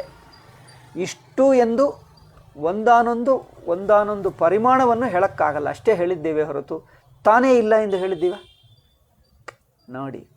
ಇದು ಎಷ್ಟು ಸೂಕ್ಷ್ಮವಾಗಿದೆ. ಸುಷುಪ್ತಿಗೆ ಇಷ್ಟು ಅಷ್ಟು ಎಂದು ಪರಿಮಾಣ ಹೇಳೋಕ್ಕಾಗಲ್ಲ. ಸುಷುಪ್ತಿ ಇಲ್ಲ ಎಂದು ಹೇಳ್ತೀವ? ಅಲ್ಲ. ಬರೀ ಸುಷುಪ್ತಿದ್ದರೆ ಎಷ್ಟಿದೆ ಹೇಳು? ಎಷ್ಟು ಎಂದು ಹೇಳೋಕ್ಕಾಗಲ್ಲ. ಸುಷುಪ್ತಿದೆ. ಪರಮಾತ್ಮ ಇದ್ದಾನೆ. ಹೇಗಿದ್ದಾನೆ ಅಂದರೆ ಹೇಳುವುದು ಕಷ್ಟ. ಎಷ್ಟಿದ್ದಾನೆ ಹೇಳುವುದು ಕಷ್ಟ. ಎಷ್ಟು ದೊಡ್ಡದ ಸಣ್ಣದ ಹೇಳುವುದು ಕಷ್ಟ. ಬಟ್ ಇದ್ದಾನೆ ಮಾತ್ರ ಗ್ಯಾರಂಟಿ. ಇದು ಇರುವುದು ಗ್ಯಾರಂಟಿ. ಇದು ಮತ್ತೆ ತೊಂದರೆ ಕೊಡ್ತಾ ಇದ್ದಪ್ಪ. ಒಂದು ನಿಮಿಷ.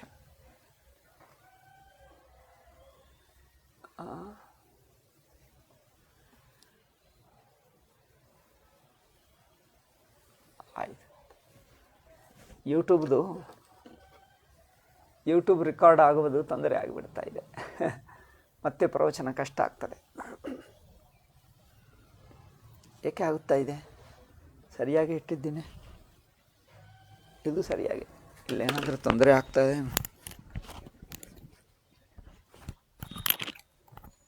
ಸರಿಯಾಗಿದೆ. ಅದು ಮತ್ತೆ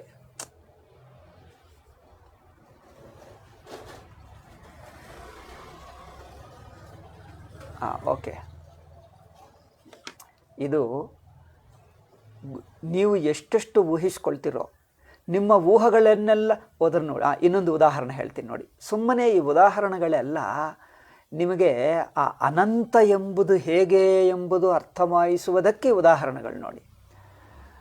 ಮನಸ್ಸು, ನೀವು ಮನಸ್ಸಿನಲ್ಲಿ ಎಲ್ಲ ಊಹೆಗಳನ್ನು ಊಹಿಸ್ಕೊಳ್ಳಬಹುದು. ಎಷ್ಟಾದರೂ ಊಹಿಸ್ಕೊ, ಮನಸ್ಸಿನಲ್ಲೇ ಊಹೆ ಆಗುತ್ತದೆ. ಮನಸ್ಸಿನ ಸೈಜ್ ಏನು ಹೇಳಿ? ಮನಸ್ಸಿಗೆ ಎಷ್ಟು ಪರಿಮಾಣ ಇದೆ, ಎಷ್ಟು ಸೈಜ್ ಇದೆ? ಸೈಜ್ ಅಂದರೆ ಪರಿಮಾಣ. ಮನಸ್ಸಿಗೆ ಎಷ್ಟು ಪರಿಮಾಣ ಇದೆ, ಎಷ್ಟು ಸೈಜ್ ಇದೆ ಹೇಳಿ?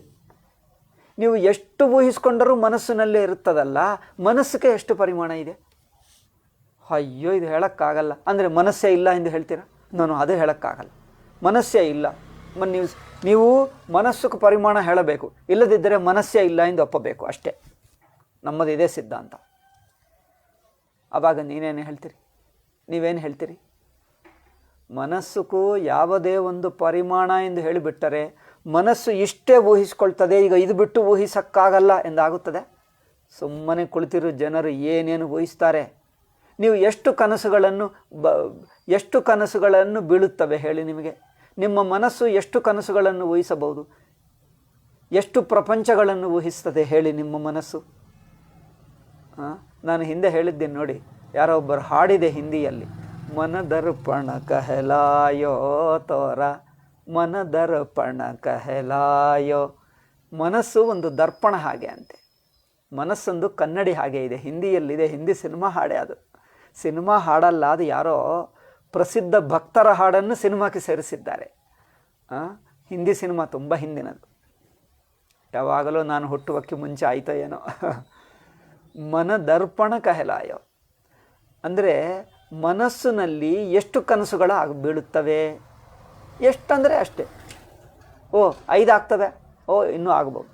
10 ಇನ್ನೂ ಹೆಚ್ಚು, 100 ಇನ್ನೂ ಹೆಚ್ಚು. ಎಷ್ಟು ಅಂದರೆ ನಿಮ್ಮ ಪ್ರಶ್ನೆನೇ ತಪ್ಪು. ಅದೇನು ತಪ್ಪು ಏಕೆ ಹೇಳ್ತಾ ಇದ್ದೀರಿ? ನೀವು ಎಷ್ಟು ಎಂದು ಹೇಳಿದ್ದರೆ ಅದು ಮನಸ್ಸೇ ಅಲ್ಲ. ನೀವು ಎಷ್ಟೆಂದು ಆಗಲಿ ಎಷ್ಟಾದರೂ ಮನಸ್ಸಿನಲ್ಲೇ ಊಹಿಸಿಕೊಳ್ಳಬಹುದು. ಆದರೆ ಮನಸ್ಸಿಗೆ ಯಾವ ಪರಿಮಾಣ ಹೇಳಿ? ಮನಸ್ಸಿನಲ್ಲಿ ಎಷ್ಟು ಕನಸುಗಳು ಒಳಗೆ ಇವೆ?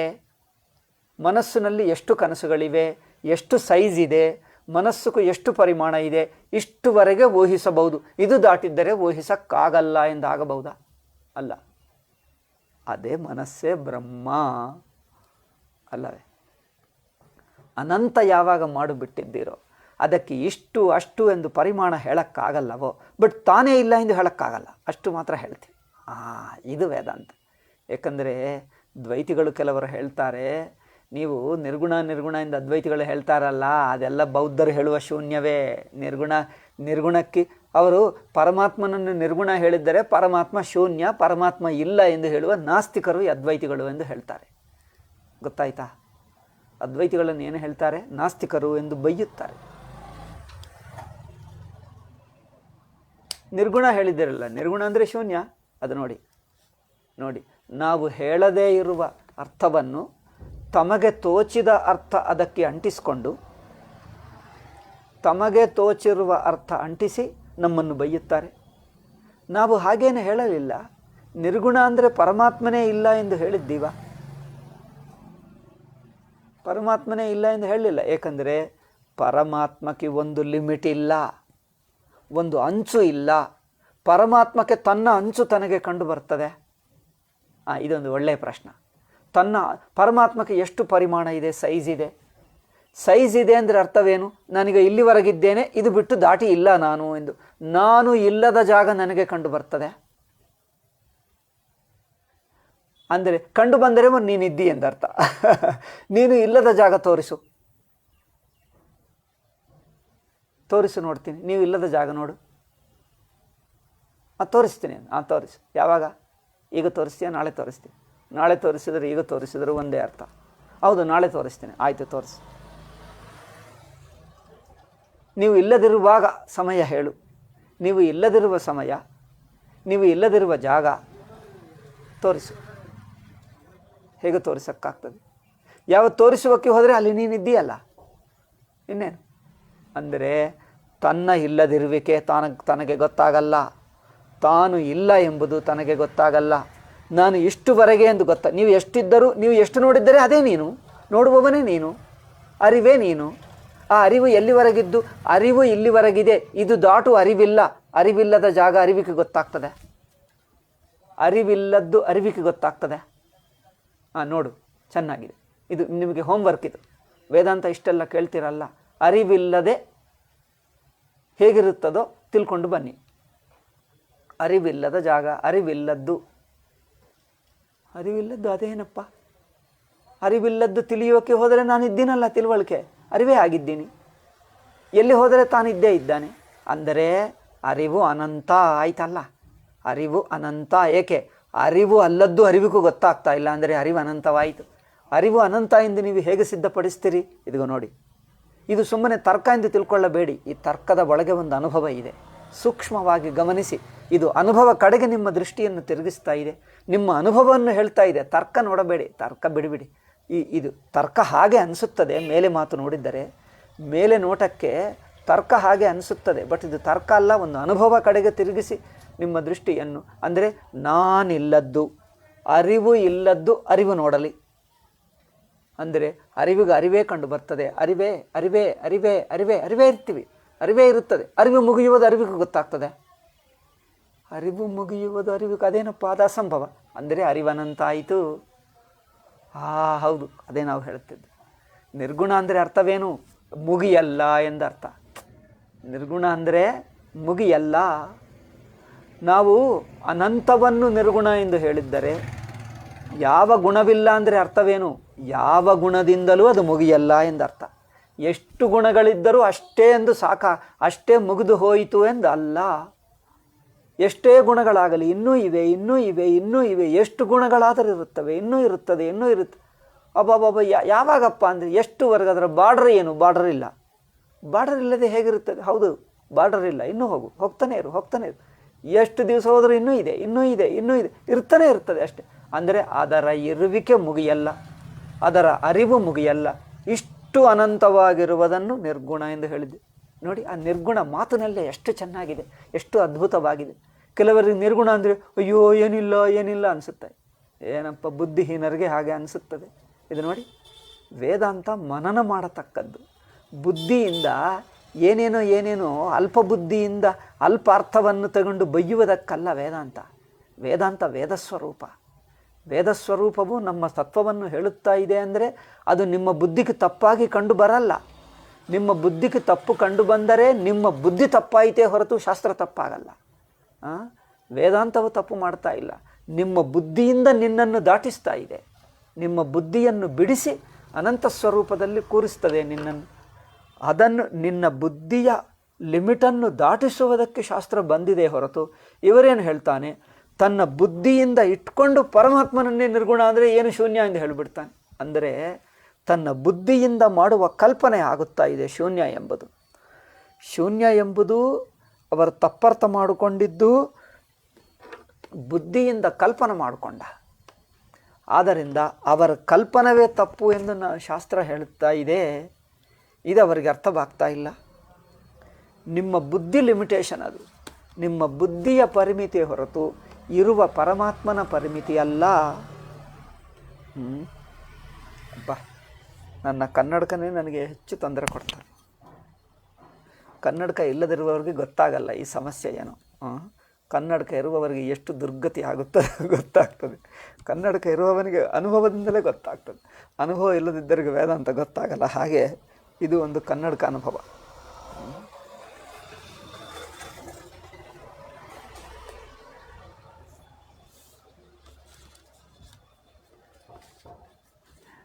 ಅಂದರೆ ಅದು ಇರುವಿಕೆ ಕುರಿತು ಏನೂ ಹೇಳೋಕ್ಕಾಗಲ್ಲ.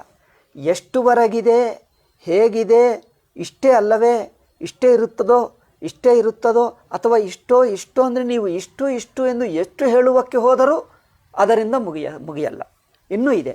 ಇಷ್ಟ ಅಲ್ಲ, ಇಷ್ಟ ಅಲ್ಲ, ಇಷ್ಟ ಅಂದರೆ ಅಲ್ಲ, ಇನ್ನೂ ಇರುವುದೇ ಇರುವುದು. ಅದನ್ನು ಅಷ್ಟು ಅನಂತವಾಗಿರುವುದನ್ನು ಯಾವ ಪರಿಮಾಣ ಎಂದು ಹೇಳಕ್ಕಾಗಲ್ಲ, ಇದನ್ನು ಪರಿಮಾಣರಹಿತ.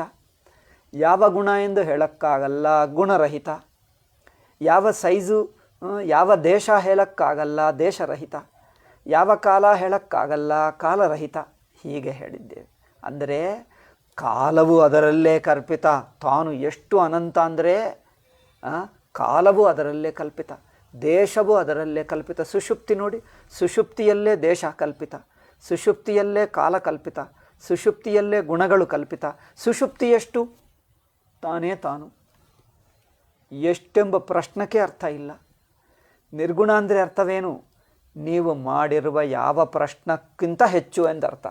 ನೀವು ಯಾವುದೇ ಪ್ರಶ್ನೆ ಮಾಡು, ಆ ಪ್ರಶ್ನೆ ಅದರಲ್ಲಿ ಹೊಂದಲ್ಲ, ಆ ಪ್ರಶ್ನಕ್ಕಿಂತ ಹೆಚ್ಚೇ ಆಗಿದೆ, ಆ ಪ್ರಶ್ನಕ್ಕೂ ಸಿಗಲ್ಲ ಅದು ಎಂದು ಹೇಳುವುದೇ ನಿರ್ಗುಣ.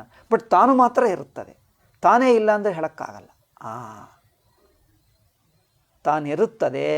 ಇದ್ದದ್ದನ್ನು ನೀವು ಯಾವ ಗುಣವೇ ಹೇಳು, ಆ ಗುಣಕ್ಕೆ ಸಿಕ್ಕಾಕೊಳ್ಳಲ್ಲ. ಅದನ್ನೇ ಅನಂತ ಸಚ್ಚಿದಾನಂದಂ ಬ್ರಹ್ಮ ಎಂದು ಹೇಳಿದ್ದೇವೆ. ಆಯಿತಾ? ಅದರಿಂದ ಒಂದೊಂದು ವೇದಾಂತ ವಚನ ಮನನ ಆಗಬೇಕು. ಮನನ ಮಾಡಿ ಮಾಡಿ ಮಾಡಿ ಮಾಡಿ ಕೊನೆಗೂ ಬ್ರಹ್ಮಸ್ವರೂಪದಲ್ಲೇ ನಿಂತಿರುತ್ತದೆ. ಮಾತುಗಳು, ವಾಕ್ಯಗಳು, ಮನಸ್ಸು, ಬುದ್ಧಿ ಎಲ್ಲ ಕರಗಿ ಕರಗಿ ಹೋಗಿ ಅಲ್ಲೇ ನಿಂತಿರುತ್ತದೆ. ನೀವು ಎಲ್ಲೇ ಮಾಡು, ಏನೇ ಮಾಡು, ಅಲ್ಲೇ ಇದ್ದೀವಿ. ನೀವು ಯಾವುದೇ ಯೋಚನೆ ಮಾಡು, ಅರಿವಿನಲ್ಲೇ ಇದ್ದೀರಿ. ಅರಿವಿಗಿಂತ ಹೊರಗೆ ಯೋಚನೆ ಮಾಡಿ ನೋಡ್ತೀನಿ. ನೀವು ಎಷ್ಟೇ ಯೋಚನೆ ಮಾಡು, ಅರಿವಿನಲ್ಲಿ ಇದ್ದುಕೊಂಡು ಯೋಚನೆ ಮಾಡ್ತೀರಾ, ಅರಿವಿಗಿಂತ ಹೊರಗೆ ಮಾಡ್ತೀರಾ? ಹೊರಗೆ ಎಂಬುದು ಊಹಿಸ್ಕೊಂಡು, ಹೊರಗೆ ಎಂಬುದು ಮತ್ತೆ ಅರಿವಿನಲ್ಲೇ ಊಹಿಸ್ಕೊಳ್ತಾ ಇದ್ದೀರಿ. ಅರಿವಿಗಿಂತ ಹೊರಗೆ ಆಯಿತು, ಊಹಿಸ್ಕೊ. ಆ ಊಹೆಯೂ ಅರಿವಿನಲ್ಲೇ ಇದೆ. ಈಗ ಹೇಳಿ, ಅರಿವನ್ನು ಬಿಟ್ಟು ಎಲ್ಲಿದೆ ಊಹೆ? ಅರಿವನ್ನು ಬಿಟ್ಟು ನಿಮಗೇನಾದರೂ ಅನುಭವ ಇದೆ? ಅರಿವನ್ನು ಬಿಟ್ಟು ಎಂದು ಆ ಮಾತು ಮತ್ತೆ ಅರಿವಿನಲ್ಲೇ, ಏನು ಹೇಳೋಕ್ಕಾಗಲ್ಲ. ಅದನ್ನೇ ನಿರ್ಗುಣ ಅಂದರೆ. ಯಾವ ಪರಿಮಾಣ, ಯಾವ ಸೈಜು, ಯಾವ ಲಿಮಿಟು, ಯಾವ ವರ್ಣನ, ಯಾವ ಬಗೆಯಾದ ವರ್ಣನಕ್ಕೆ ಸಿಗದೇ ಇರುವಂಥ ಸ್ವತಃ ಸಿದ್ಧ ಅವನ್ನು ಬ್ರಹ್ಮ ನಿರ್ಗುಣ ಎಂದು ಹೇಳಿದೆ. ನಿರ್ಗುಣ ಮಾತು ಎಷ್ಟು ಚೆನ್ನಾಗಿದೆ ನೋಡಿ. ನಿರ್ಗುಣ ಮಾತು ಮನನ ಮಾಡಿದ್ದರೆ ಅದ್ಭುತವಾಗಿರುತ್ತದೆ. ಅಪ್ಪ, ಅದ್ಭುತವಾಗಿದೆ ನೋಡಿ. ಎಲ್ಲವೂ ತನ್ನಲ್ಲೇ, ತಾನಿಲ್ಲದ ಎಲ್ಲ ಸಗುಣಗಳು, ಕೃಷ್ಣ, ರಾಮ, ಶಿವ, ಯಾವುದೇ ಊಹಿಸ್ಕೋ, ಎಲ್ಲವೂ ತಾನೇ. ತನ್ನನ್ನು ಬಿಟ್ಟು ಕೃಷ್ಣ ಇಲ್ಲ, ರಾಮ ಇಲ್ಲ ಅಂದರೆ ರಾಮಕೃಷ್ಣ ಶಿವಾದಿಗಳು ಎಲ್ಲವೂ ತನ್ನಲ್ಲೇ, ಎಲ್ಲ ತಾನೇ. ಅಂದರೆ ಅದನ್ನು ಇಲ್ಲ ಎಂದು ನೀವು ಹೇಳೋಕ್ಕಾಗಲ್ಲ. ನೀವು ಏನೇ ಹೇಳು ಅದರಲ್ಲೇ ಅಡಕವಾಗಿದೆ. ನೀವು ಏನೇ ಹೇಳು ಅದಲ್ಲೇ. ಅದನ್ನು ದಾಟಿ ನೀವು ಏನು ಮಾಡೋಕ್ಕಾಗಲ್ಲ, ದಾಟಿ ಹೋಗೋಕ್ಕಾಗಲ್ಲ, ಬಿಟ್ಟು ಹೇಳೋಕ್ಕಾಗಲ್ಲ. ನೀವು ಬಿಟ್ಟು ಇರೋಕ್ಕೆ ಆಗಲ್ಲ. ಯಾವುದನ್ನು ಬಿಟ್ಟು ಇರೋಕ್ಕಾಗಲ್ಲವೋ, ಯಾವುದಕ್ಕಿಂತ ಹೆಚ್ಚು ನಿಮಗೆ ಕಂಡು ಬರಲ್ಲವೋ, ಅದರ ಅಂಚು ನಿಮಗೆ ಗೊತ್ತಾಗಲ್ಲವೋ, ಅದು ನಿರ್ಗುಣ. ಅದು ಯಾರು? ತಾನೇ ತಾನು. ತಾನೆಂದರೆ ನಾನು ಬುದ್ಧಿ ಕರಗಿ ಹೋಗಿರುವಾಗ ಸ್ವತಃ ಸಿದ್ಧವಾಗಿರುವ ತನ್ನ ಸ್ವರೂಪ. ಇದೆಲ್ಲ ಸಾಕ್ಷಿ, ಚೈತನ್ಯ, ಆತ್ಮ ಇವೆಲ್ಲ ಸುಮ್ಮನೆ ಹೆಸರುಗಳು, ಕಲ್ಪಿತ ಹೆಸರುಗಳು, ಉಪದೇಶಕ್ಕೋಸ್ಕರ ಮಾಡಿಕೊಂಡಿರುವ ಕಲ್ಪಿತ ಹೆಸರುಗಳು. ತನಗೆ ತಾನು ಏನು ಹೆಸರಿಡ್ತೀವಪ್ಪ? ತಾನೇ ತಾನು. ಇನ್ನೊಬ್ಬರಿಗೆ ಹೆಸರಿಡ್ತಾರೆ ಹೊರತು ತನಗೆ ತಾನು ಹೆಸರಿಟ್ಕೊಳ್ತಾರಾ? ಯಾರಾದರೂ ತನಗೆ ತಾನು ಹೆಸರಂದ್ರೇನು? ಅದನ್ನು ನೋಡುವುದಕ್ಕೆ, ಕರೆಯುವುದಕ್ಕೆ, ಯೋಚನೆ ಮಾಡುವುದಕ್ಕೆ ಹೆಸರು ಬೇಕು. ಹೆಸರು ಎಲ್ಲಿಗೆ ಬೇಕಾಗ್ತದೆ ನೋಡಿ. ಕಣ್ಣಿನಿಂದ ನೋಡುವುದಕ್ಕೆ, ಕಿವಿಯಿಂದ ಕೇಳುವುದಕ್ಕೆ, ಮನಸ್ಸಿನಿಂದ ಯೋಚನೆ ಮಾಡುವುದಕ್ಕೆ, ಇದು ಹೀಗೆ ಇಷ್ಟಿರುತ್ತದೆ, ಇಲ್ಲಿರುತ್ತದೆ ಎಂದು ಯಾವುದೇ ಒಂದು ಮನಸ್ಸಿನಿಂದ ಯೋಚನೆ ಮಾಡಿದ್ದರೆ ಹೆಸರಿಡಕ್ಕಾಗ್ತದೆ. ಅದೇ ಹೆಸರಿನಿಂದ ನೀವು ಯೋಚನೆ ಮಾಡ್ಕೊಳ್ತೀರಿ, ನಾನು ಯೋಚನೆ ಮಾಡ್ತೀನಿ. ಅದರಿಂದ ನಾನು ಯೋಚನೆ ಮಾಡಿದ್ದು ನಿಮಗೆ ಗೊತ್ತಾಗಬೇಕಾದರೆ ಈಗ ಹೀಗೆ ಹೀಗೆ ಇರುತ್ತದೆ ನೋಡು ಅದು ಅಂದರೆ ಈಗ ಅರ್ಥವಾಯ್ತು ಹೇಳ್ತಾರೆ. ಅಂದರೆ ಇನ್ನೊಬ್ಬರಿಗೆ ಹೇಳುವುದಂದ್ರೇನು? ನೀವು ಊಹಿಸ್ಕೊಳ್ತೀರಿ, ನಾನು ಊಹಿಸ್ಕೊಳ್ತೀನಿ. ನಾನು ಊಹಿಸಿದ್ದನ್ನು ನಿಮ್ಮ ಊಹೆಗೆ ತಲುಪಿಸ್ತೀನಿ. ಹೀಗೆ ಊಹಿಸಿದ್ದನ್ನು ಇನ್ನೊಬ್ಬರಿಗೆ ಹೇಳುವುದಕ್ಕೆ ಭಾಷೆಯನ್ನು ಬಳಸ್ತೀವಿ, ಮಾತನ್ನು ಬಳಸ್ತೀವಿ, ಹೆಸರಿಡ್ತೀವಿ. ನಿನಗೆ ನೀನು ಹೆಸರಿಟ್ಕೋ, ತನಗೆ ಹೆಸರಿರುತ್ತದೆ. ಇದು ನನಗೆ ತೊಂದರೆ ಕೊಡ್ತಾ ಇದಪ್ಪ.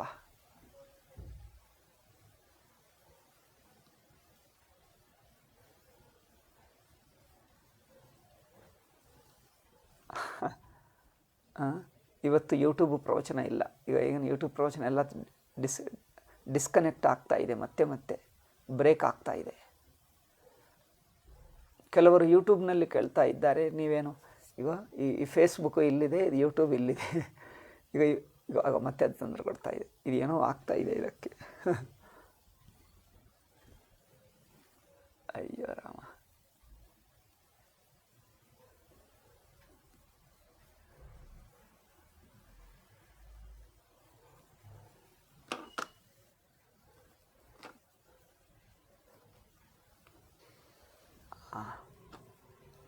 ಈಗ ಸರಿಯಾಗಿದೆ ಅನಿಸುತ್ತೆ.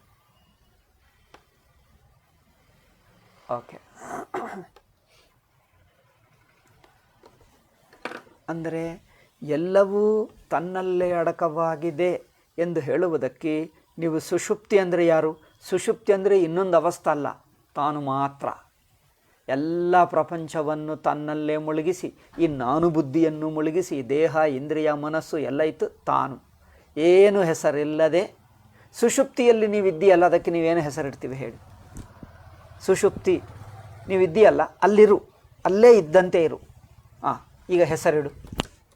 ಸುಷುಪ್ತಿ ಹೇಗಿದ್ದೀಯೋ ಅಲ್ಲೇ ಇರು, ಅದೇ ಇರು, ಅದಕ್ಕೆ ಹೆಸರಿಡು. ಹೇಳೋಕ್ಕಾಗಲ್ಲ.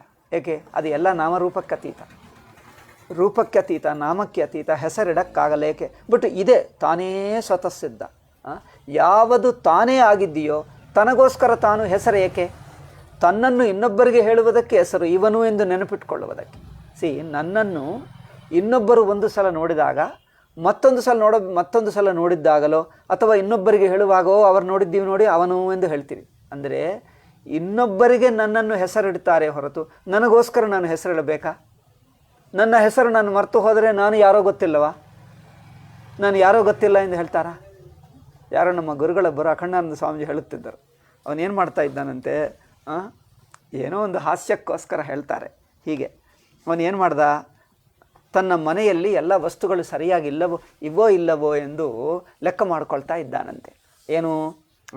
ಇಲ್ಲಿ ಒಂದು ಕುರ್ಚಿ ಬರ್ಕೊಂಡ, ಪಕ್ಕಕ್ಕೆ ಒಂದು ಟೇಬಲ್ ಬರ್ಕೊಂಡ, ಟೇಬಲ್ ಮೇಲೆ ಒಂದು ಏನೋ ಇಟ್ಟಿದ್ದಿದೆ, ಏನೋ ಒಂದು ಟೇಬಲ್ ಮೇಲೆ ಒಂದು ಏನಿಡ್ತಾರಪ್ಪ, ಯಾವುದೇ ಒಂದು ಇಡ್ತಾರೆ, ಪುಸ್ತಕ ಅಂದ್ಕೊಳ್ಳೋಣ. ಓಕೆ, ನನ್ನ ಕಡೆ ಪುಸ್ತಕನೇ ಇರುತ್ತೆ, ಬೇರೆ ಯಾವುದಿಲ್ಲ. ಓಕೆ, ಟೇಬಲ್ ಮೇಲೆ ಪುಸ್ತಕ ಬರ್ಕೊಂಡ.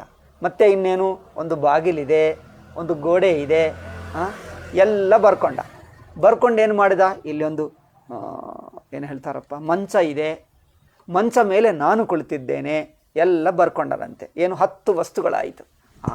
ಬರ್ಕೊಂಡ ನಂತರ ಈಗ ಮತ್ತೊಂದು ಸಲ ಚೆಕ್ ಮಾಡ್ತಾ ಇದ್ದಾನೆ, ಎಲ್ಲ ಸರಿಯಾಗಿದೇನು. ನೋಡುತ್ತಾ ಏನು ಮಾಡಿದ, ಎದ್ದು ನಿಂತ. ಎಲ್ಲಿಂದ? ಮಂಚದಿಂದ ಎದ್ದು ನಿಂತುಕೊಂಡು, ಟೇಬಲ್ ಇದೆಯಾ? ಕರೆಕ್ಟ್, ರೈಟ್ ಅಂತ ಪೇಪರ್ ಮೇಲೆ ಇಲ್ಲಿ ರೈಟ್ ಎಂದು ಮಾಡಿದೆ. ಕುರ್ಚಿ ಸರಿಯಾಗಿದೆ, ಟೇಬಲ್ ಮೇಲೆ ಪುಸ್ತಕ ಎಸ್, ಗೋಡೆ ಕರೆಕ್ಟ್, ಬಾಗಿಲ್ ಕರೆಕ್ಟ್, ಎಲ್ಲ ಕರೆಕ್ಟ್, ಮಂಚ ಇದೆ ಕರೆಕ್ಟ್, ಎಲ್ಲ ಆಯಿತು. ಲಾಸ್ಟಕ್ಕೂ ಮಂಚ ಮೇಲೆ ನಾನು ಎಂದು ಬರೆದಿದ್ದಿದೆ. ನೋಡಿದ್ದರೆ ಅಯ್ಯೋ ಮಂಚ ಮೇಲೆ ನಾನಿಲ್ಲ, ಅಯ್ಯಯ್ಯೋ ನಾನಿಲ್ಲ ಎಂದು ಅಳುವುದು ಶುರು ಮಾಡಿ. ಅಲ್ಲಿಂದ ಯಾರೋ ಹೇಳಿದರಂತೆ, ಅವರು ಅಖಂಡಾನಂದ ಸ್ವಾಮೀಜಿ ಹೇಳುತ್ತಿದ್ದರು, ಅಡಿಗೆ ಮನೆಯಿಂದ ಪತ್ನಿ ಹೇಳಿದ್ದರಂತೆ, ಏನಾಯಿತು, ಏಕೆ ಇಷ್ಟೆಲ್ಲ ಕಿರ್ಚುವುದು ಎಂದು ಹೇಳಿದ್ದರು. ಓ ನಾನಿಲ್ಲ ಎಂದು ಹೇಳಿದ. ಏನು, ಎಲ್ಲ ವಸ್ತುಗಳು ಸಿಕ್ಕಿವೆ, ಒಂದು ಮಾತ್ರ ಕಲ್ಕೊಂಡೆ. ಏನು? ಮಂಚ ಮೇಲೆ ನಾನು ಎಂದಿಲ್ಲಿ ಬರೆದಿದ್ದಿದೆ, ಮಂಚ ಮೇಲೆ ನೋಡಿದ್ದರೆ ನಾನಿಲ್ಲ. ಪತ್ನಿ ಬೈದಳಂತೆ, ನೀನಿದ್ದೀಯಲ್ಲ, ಮಾತಾಡ್ತಾ ಇದ್ದ ಬುದ್ಧು ಮೂರ್ಖ ನೀನೇ ಎಂದು ಹೇಳಿದರು. ಅವರು ಹೇಳುತ್ತಿದ್ದರು ಅಖಂಡಾನಂದ ಸ್ವಾಮೀಜಿ, ಅಂಥವ್ರು ಇರುತ್ತಾರ? ನನಗೆ ಆಶ್ಚರ್ಯ. ಸುಮ್ಮನೆ ಹಾಸ್ಯಕ್ಕೋಸ್ಕರ ಏನೇನೋ ಮಾಡಿಬಿಡ್ತಾರೆ. ಅವನು ಮಂಚ ಮೇಲೆ ನಾನು ಎಂದು ನೋಡುವಕ್ಕೆ ಹೋದರೆ ಮಂಚ ಮೇಲೆ ಇಲ್ಲ, ತಾನಿಲ್ಲವಾ? ತನ್ನ ಇಲ್ಲದಿರುವಿಕೆ ಯಾರಾದರೂ ನೋಡೋಕ್ಕಾಗ್ತದೆ? ಅದರಿಂದ ತನಗೆ ಹೆಸರು ಬೇಕಾಗಿಲ್ಲ. ನಾಮರೂಪಕ್ಕೆ ಅತೀತ ಅಂದರೆ ಯಾರು? ನೀನೇ ನೋಡ್ಕೊ. ನೀವು ನಾಮರೂಪಕ್ಕೆ ಅತೀತ ಎಂದು ಹೇಳ್ತಾರಲ್ಲ, ನಾಮ ಇಲ್ಲ, ರೂಪ ಇಲ್ಲ, ಅಂಥದ್ದು ಪ್ರಪಂಚದಲ್ಲಿ ಯಾವುದಾದರೂ ಇದೆಯಾ? ಅದು ನಿರ್ಗುಣ ಶೂನ್ಯ ಎಂದು ಹೇಳಿಬಿಡ್ತಾರೆ ಜನರು. ಯಾರು ಗೊತ್ತಿಲ್ಲದವರು, ಕೆಲವರು ದ್ವೈತಿಗಳು ಏನು ಹೇಳ್ತಾರೆ, ನಾಮರೂಪ ಅಂಥದ್ದು ಇಲ್ಲ ಎಂದು. ನಾನು ಪ್ರಶ್ನೆ ಮಾಡ್ತೀನಿ ನೋಡಿ, ನಾಮ ಅದಕ್ಕೆ ಹೆಸರಿಡಕ್ಕಾಗಲ್ಲ, ಅದು ಇದು ಹೀಗಿದೆ ಎಂದು ಇಲ್ಲಕ್ಕಾಗಲ್ಲ. ಅಂಥದ್ದು ಎಲ್ಲಿಯಾದರೂ ಇದೆಯಾ? ನೋಡಿ ಹುಡುಕೊಂಡು ಬನ್ನಿ. ತಾನೇ ಪ್ರಪಂಚದಲ್ಲಿ ನೀವು ಎಲ್ಲಕ್ಕೆ ಹೆಸರಿಡ್ತೀವಿ, ನಿನಗಿಡು. ತನಗೆ ತಾನು ಏನಂತ ಹೆಸರಿಟ್ಕೊಳ್ಳಬೇಕು, ತಾನೇ ತಾನು ಅಲ್ಲವೇ? ಯಾವ ಹೆಸರು ಬೇಕಾಗಿಲ್ಲ. ಮಿಕ್ಕದೆಲ್ಲ ಇಷ್ಟು ದೂರ ಇದೆ, ಮಿಕ್ಕ ಎಲ್ಲಕ್ಕೆ ದೂರ ಹೇಳ್ತೀವಿ. ನೀವು ನಿನಗೆ ಎಷ್ಟು ದೂರ ಹೇಳು? ಆಕಾಶ ಇಲ್ಲ, ನಿನಗೆ ಮಧ್ಯದಲ್ಲಿ ದೂರವಿಲ್ಲ, ನಿನಗೆ ಮಧ್ಯದಲ್ಲಿ ಕಾಲವಿಲ್ಲ, ನಿನಗೆ ಮಧ್ಯದಲ್ಲಿ ಗುಣವಿಲ್ಲ. ತಾನೇ ತಾನು, ತನಗೆ ತಾನು ಎಷ್ಟು ದೂರ ಆಗ್ತಾನೆ? ದೂರ ಗಿರ ಏನಿಲ್ಲ. ಓಕೆ, ಎಷ್ಟೊತ್ತು ಆಗ್ತಾನೆ? ಎಷ್ಟೊತ್ತು ಇಲ್ಲ, ಟೈಮೇ ಇಲ್ಲ, ಅಲ್ಲಿ ಟೈಮಿಗೆ ಅವಕಾಶವಿಲ್ಲ, ತಾನೇ ತಾನು. ಮತ್ತು ಗುಣಗಳು, ಏನು ಗುಣಗಳು? ಆ ಎಲ್ಲ ಗುಣಗಳು ದೊಡ್ಡದು ಸಣ್ಣದು, ಚೆನ್ನಾಗಿದೆ ಕೆಟ್ಟದಿದೆ ಎಲ್ಲ ಇನ್ನೊಬ್ಬರಿಗೆ. ತನಗೆ ಏನು ಗುಣ? ತಾನೇ ತಾನು. ಒಳ್ಳೆಯದು ತಾನೇ, ಕೆಟ್ಟದ್ದು ತಾನೇ, ಹತ್ತಿರ ತಾನೇ, ದೂರ ತಾನೇ, ಎಲ್ಲ ತಾನೇ. ತನಗೆ ತಾನು ಏನು ಗುಣ ಹೇಳೋದು? ಏನು ಗುಣ ಹೇಳೋಕ್ಕಾಗಲ್ಲ. ಅದರಿಂದ ಯಾವ ಹೆಸರು, ಯಾವ ವರ್ಣನ, ಯಾವ ಪರಿಮಾಣ, ಏನು ಹೇಳಕ್ಕಾಗದೇ ಇದ್ದದ್ದಿದೆ ಅದು ತಾನೇ, ತಾನೇ ತಾನು. ಆದ್ದರಿಂದ ಹೌದಪ್ಪ, ಇದು ಹೇಳಿದ ನಂತರ ಅನಿಸುತ್ತೆ ಇದು ನಿಜ, ನನಗೇಕೆ ಅರ್ಥವಾಗಲಿಲ್ಲ? ಏಕೆ ಅಂದರೆ ಗುರು ಹೇಳುವವರೆಗೂ ನಮಗೆ ಗೊತ್ತಾಗಲ್ಲ, ಯಾರಿಗೂ ಗೊತ್ತಾಗಲ್ಲ. ತಾನೇ ತಾನು. ಆದರೆ ತಾನು ಎಲ್ಲ ನೋಡ್ತಾನೆ, ತಾನಿದ್ದೇನೆ ಎಂದು ಲೆಕ್ಕನೇ ಮಾಡಲ್ಲ, ಮರ್ತೇ ಹೋಗ್ತಾನೆ, ಲೆಕ್ಕಕ್ಕೆ ತಗೊಳ್ಳಲ್ಲ. ಎಲ್ಲ ನೋಡ್ತಾನೆ ತನ್ನನ್ನು ಮಾತ್ರ. ನೀವು ಎಲ್ಲ ನೋಡ್ತಾ ಇದ್ದೀವಲ್ಲ, ಆ ನೋಡುವ ತಾನಿದ್ದಾನಲ್ಲ, ತಿಳಿಯುವ ಆ ತಿಳುವಳಿಕೆ, ಆ ಅರಿವು, ಅದೇ ಸುಷುಪ್ತಿ. ಸುಷುಪ್ತಿ ಅಂದರೆ ಇನ್ನೊಬ್ಬರಲ್ಲ, ಎಲ್ಲ ಬಿಟ್ಟು ಇರುವುದು. ಬಿಟ್ಟಂದ್ರೇನು? ಎಲ್ಲವನ್ನು ತನ್ನಲ್ಲೇ ಸೇರಿಸಿದ್ದಾಗ, ಎಲ್ಲ ಸೇರಿಸಿಬಿಟ್ಟ ತನ್ನಲ್ಲೇ. ಈಗ ಆವಾಗ ಏನಾಗ್ತಾನೆ? ತಾನೊಬ್ಬನೇ ಉಳಿಯುತ್ತಾನೆ. ಆ ಒಬ್ಬನಂದರೆ ಯಾರು? ಅದಕ್ಕೇನು ಹೆಸರೇ ಇಲ್ಲ. ಎಲ್ಲ ಇರುವುದೇ ಒಂದು ಹೆಸರೇಕೆ? ಸುಷುಪ್ತಿ ಎಲ್ಲ ತಾನೇ, ಈಗ ಇನ್ನು ಹೆಸರೇಕೆ? ಯಾರಿಡಬೇಕು? ಯಾರು ಹೆಸರಿಡಬೇಕು? ಏನೆಂದಿಡಬೇಕು? ಎಲ್ಲವೂ ತಾನೇ. ಹಾಗೆ ಸ್ವತಃ ಸಿದ್ಧವಾಗಿರುವ ಅದ್ವಿತೀಯ ಬ್ರಹ್ಮಕ್ಕೆ ಯಾವ ಹೆಸರು ಯಾವುದು ಬೇಕಾಗಿಲ್ಲ, ಇಲ್ಲ. ಕೂಟಸ್ಥತ್ವ ಪ್ರತಿಪಾದಕ ಶ್ರುತೀನಾಂ ಸ್ವಪ್ರಕರಣಸ್ಥಾನಾಂ ನಿರವಕಾಶತ್ವಾತ್. ನೋಡಿ, ಈ ವೇದಾಂತ ವಾಕ್ಯ ಈ ಬ್ರಹ್ಮವನ್ನು ಹೇಳುತ್ತಾ ಇದೆ ನೋಡಿ. ನಿರ್ಗುಣ ಬ್ರಹ್ಮ. ನಿರ್ಗುಣ ಬ್ರಹ್ಮ ಅಂದರೆ ಎಲ್ಲಿದೆ? ಎಲ್ಲಿ ಎಂಬ ಮಾತುಕ್ಕಿಂತ ಹತ್ತಿರವಾಗಿದೆ ಅಲ್ಲವೇ? ಎಲ್ಲಿ ಎಂಬ ಮಾತು ಬೇಕಾಗಿಲ್ಲದಷ್ಟು ಹತ್ತಿರವಾಗಿದೆ. ಇನ್ನು ಎಲ್ಲಿ ಎಂದು ಮಾತು ಬೇಕಾ? ಪ್ರಶ್ನೆ ಬೇಕಾ? ತಾನೇ ತಾನು. ಆ ಮಾತು ಬೇಕಾಗಿಲ್ಲ. ಅಷ್ಟು ಹತ್ತಿರವಾಗಿರುವ ಸ್ವತಃ ಸಿದ್ಧ ತಾನು. ಅದರಿಂದ ಈ ನೀವು ಸಗುಣ ಬ್ರಹ್ಮವನ್ನು ಹೇಳುವ ಸೃಷ್ಟಿ ಮಾಡಿದ ಎಂಬ ಮಾತನ್ನೇ ಇಟ್ಕೊಂಡರೆ, ಎಲ್ಲ ಗುಣಗಳನ್ನು ನಿಷೇಧ ಮಾಡುವ ಇನ್ನೊಂದು ಉಪನಿಷತ್ತು ವಾಕ್ಯ ಇದಲ್ಲ, ಆ ವಾಕ್ಯಕ್ಕೆ ಅರ್ಥ ಹೇಳಕ್ಕಾಗಲ್ಲ. ಆ ವಾಕ್ಯವು ಹೇಗೆ ಹೊಂದಿಸಿದ್ದರೂ ತಪ್ಪಾಗಿ ಬಿಡ್ತದೆ. ಆದ್ದರಿಂದ ಎಲ್ಲವೂ ತಾನೇ, ಎಲ್ಲವೂ ಅದಲ್ಲ ಇದಲ್ಲ ಎಂದು ಸರ್ವಗುಣಗಳನ್ನು ನಿಷೇಧ ಮಾಡುವಂಥ ಆ ವಾಕ್ಯವೇ ಮುಖ್ಯ ವಾಕ್ಯ. ಶಂಕರರು ನೋಡಿ, ಶಂಕರಾಚಾರ್ಯರು ಎಷ್ಟು ಚೆನ್ನಾಗಿ ಹೇಳ್ತಾರೆ ಅಂದರೆ, ಕೂಟಸ್ಥತ್ವ ಪ್ರತಿಪಾದಕ ಶ್ರುತೀನಾಂ ಸ್ವಪ್ರಕರಣಸ್ಥಾನಾಂ ನಿರವಕಾಶತ್ವಾತ್ ಅನುಭವಾನುಸಾರೇಣ ಆತ್ಮಸ್ವರೂಪ ಪ್ರತಿಪಾದನೇನ ಬಲೀಯಸ್ತ್ವೋಪಪತ್ತೇಶ್ಚ. ಅನುಭವಾನುಸಾರೇಣ ಚಿಂತನೆ ಮಾಡಿದ್ದರೆ ಈ ನಿರ್ಗುಣ ವಾಕ್ಯಕ್ಕೆ ಹೆಚ್ಚಿನ ಬಲ ಇದೆ. ಏಕೆ? ನಿರ್ಗುಣ ಎಲ್ಲವೂ ಗುಣಗಳನ್ನು ನಿಷೇಧ ಮಾಡುವ ವಾಕ್ಯವಿರುವಷ್ಟು ಬಲವು ಇನ್ನೊಂದು ವಾಕ್ಯ ಇಲ್ಲ. ಏಕೆ ಅಂದರೆ ಎಲ್ಲ ವಾಕ್ಯಗಳು ಅಲ್ಲಿಗೆ ತಲುಪುತ್ತವೆ. ಎಲ್ಲ ಮಾತುಗಳು, ಎಲ್ಲ ಕ್ರಿಯೆಗಳು, ಎಲ್ಲ ಅನುಭವಗಳು ತನ್ನಗೆ ತಲುಪುತ್ತವೆ. ಅಲ್ಲಿ ತಲುಪಿದ್ದರೆ ಇನ್ನು ಯಾವುದು ಉಳಿಯಲ್ಲ, ಎಲ್ಲವೂ ತಾನೆ. ಅದು ಸ್ವತಃ ಸಿದ್ಧವಾಗುವುದರಿಂದ ಅದಕ್ಕೆ ಯಾವ ಗುಣ ಯಾವುದು ಹೇಳಕ್ಕಾಗ. ಅದರಿಂದ ಗುಣಗಳು ನಿಷೇಧ ಅಂದ್ರೇನು? ತನಗಿಂತ ಬೇರೆಯಾಗಿರುವುದನ್ನು ನಿಷೇಧ ಎಂದರ್ಥ. ನೇತಿ ಅಂದರೆ ಅರ್ಥವೇನು? ತಾನು ಸ್ವತಃ ಸಿದ್ಧ ತನ್ನನ್ನು ಉಳಿಸಿಕೊಂಡು ತನಗಿಂತ ಮಿಕ್ಕದೆಲ್ಲ ನಿಷೇಧ. ಎಲ್ಲವೂ ನಿಷೇಧ ಮಾಡಿಬಿಟ್ರೆ ತಾನೇ ಒಂದು ಉಳಿಯುತ್ತಾನೆ, ಆ ನಿಷೇಧ ಮಾಡುವವನೇ ಉಳಿಯುತ್ತಾನೆ. ಹಾಗೂ ಅದೇ ಬ್ರಹ್ಮ. ಇದು ಸರ್ವ ನಿಷೇಧ ಮಾಡಿ ಸ್ವತಃ ಸಿದ್ಧವಾಗಿ ತಾನೇ ಉಳಿದು ಬಿಡ್ತದಲ್ಲ. ಈಗ ಎಲ್ಲ ನಿಷೇಧ ಮಾಡಿ ಮಾಡಿ ಮಾಡಿ ಮಾಡಿ ಉಳಿದಿದ್ದು ತಾನೇ. ಈಗ ಇನ್ನೇನು ನಿಷೇಧ ಮಾಡೋಕ್ಕಾಗಲ್ಲವೋ, ಅದೇ ಉಳಿದು ಬಿಟ್ಟಿದೆ. ಈಗ ಅದೇ ಸ್ವತಃ ಸಿದ್ಧ, ಅದು ಬ್ರಹ್ಮ. ಎಷ್ಟು ಚೆನ್ನಾಗಿದೆ ನೋಡಿ. ಆಯಿತಾ? ಈ 9ನೇ ಅಂಶ ಮುಗಿದು ಬಿಟ್ಟಿತು. ಅಯ್ಯೋ, ಇದು 5-6 ವಾರದಿಂದ ನಡೆಯುತ್ತಾ ಇದೆ, 2 ವಾರದಿಂದ 2-3. ಈಗ 10ನೆಯ ಪಾಯಿಂಟ್ ಹೇಳಬೇಕು. ಆ ಪಿಚ ಚೇತನಾಚೇತನ ಸಂಯುಕ್ತಸ್ಯ ಕೃಷ್ಣಸ್ಯ ಜಗತಃ ಕಾರಣಂ ಬ್ರಹ್ಮ ಶ್ರೂಯತೆ. ಈಗ ಈ 10ನೆಯ ಪಾಯಿಂಟಿಗೆ ಸ್ವಲ್ಪ ಬೇರೆ ಆಗ್ತಾ ಇದೆ. ಈಗ ನಾಳೆ ಪಾಠ ಹೇಳೋಣ. ಈ 9ನೇದು ಮಾತ್ರ ಮುಗಿಸಿದ್ದೇವೆ. 10ನೆಯ ಪಾಯಿಂಟಿನಿಂದ ಮುಂದಿನ ಪಾಠದಲ್ಲಿ ಶುರು ಮಾಡೋಣ. ಓಂ ಶಾಂತಿ ಶಾಂತಿ ಶಾಂತಿ. ಹರಿ ಓಂ ಶ್ರೀ ಗುರುಭ್ಯೋ ನಮಃ. ಹರಿ ಓಂ ತತ್ಸತ್.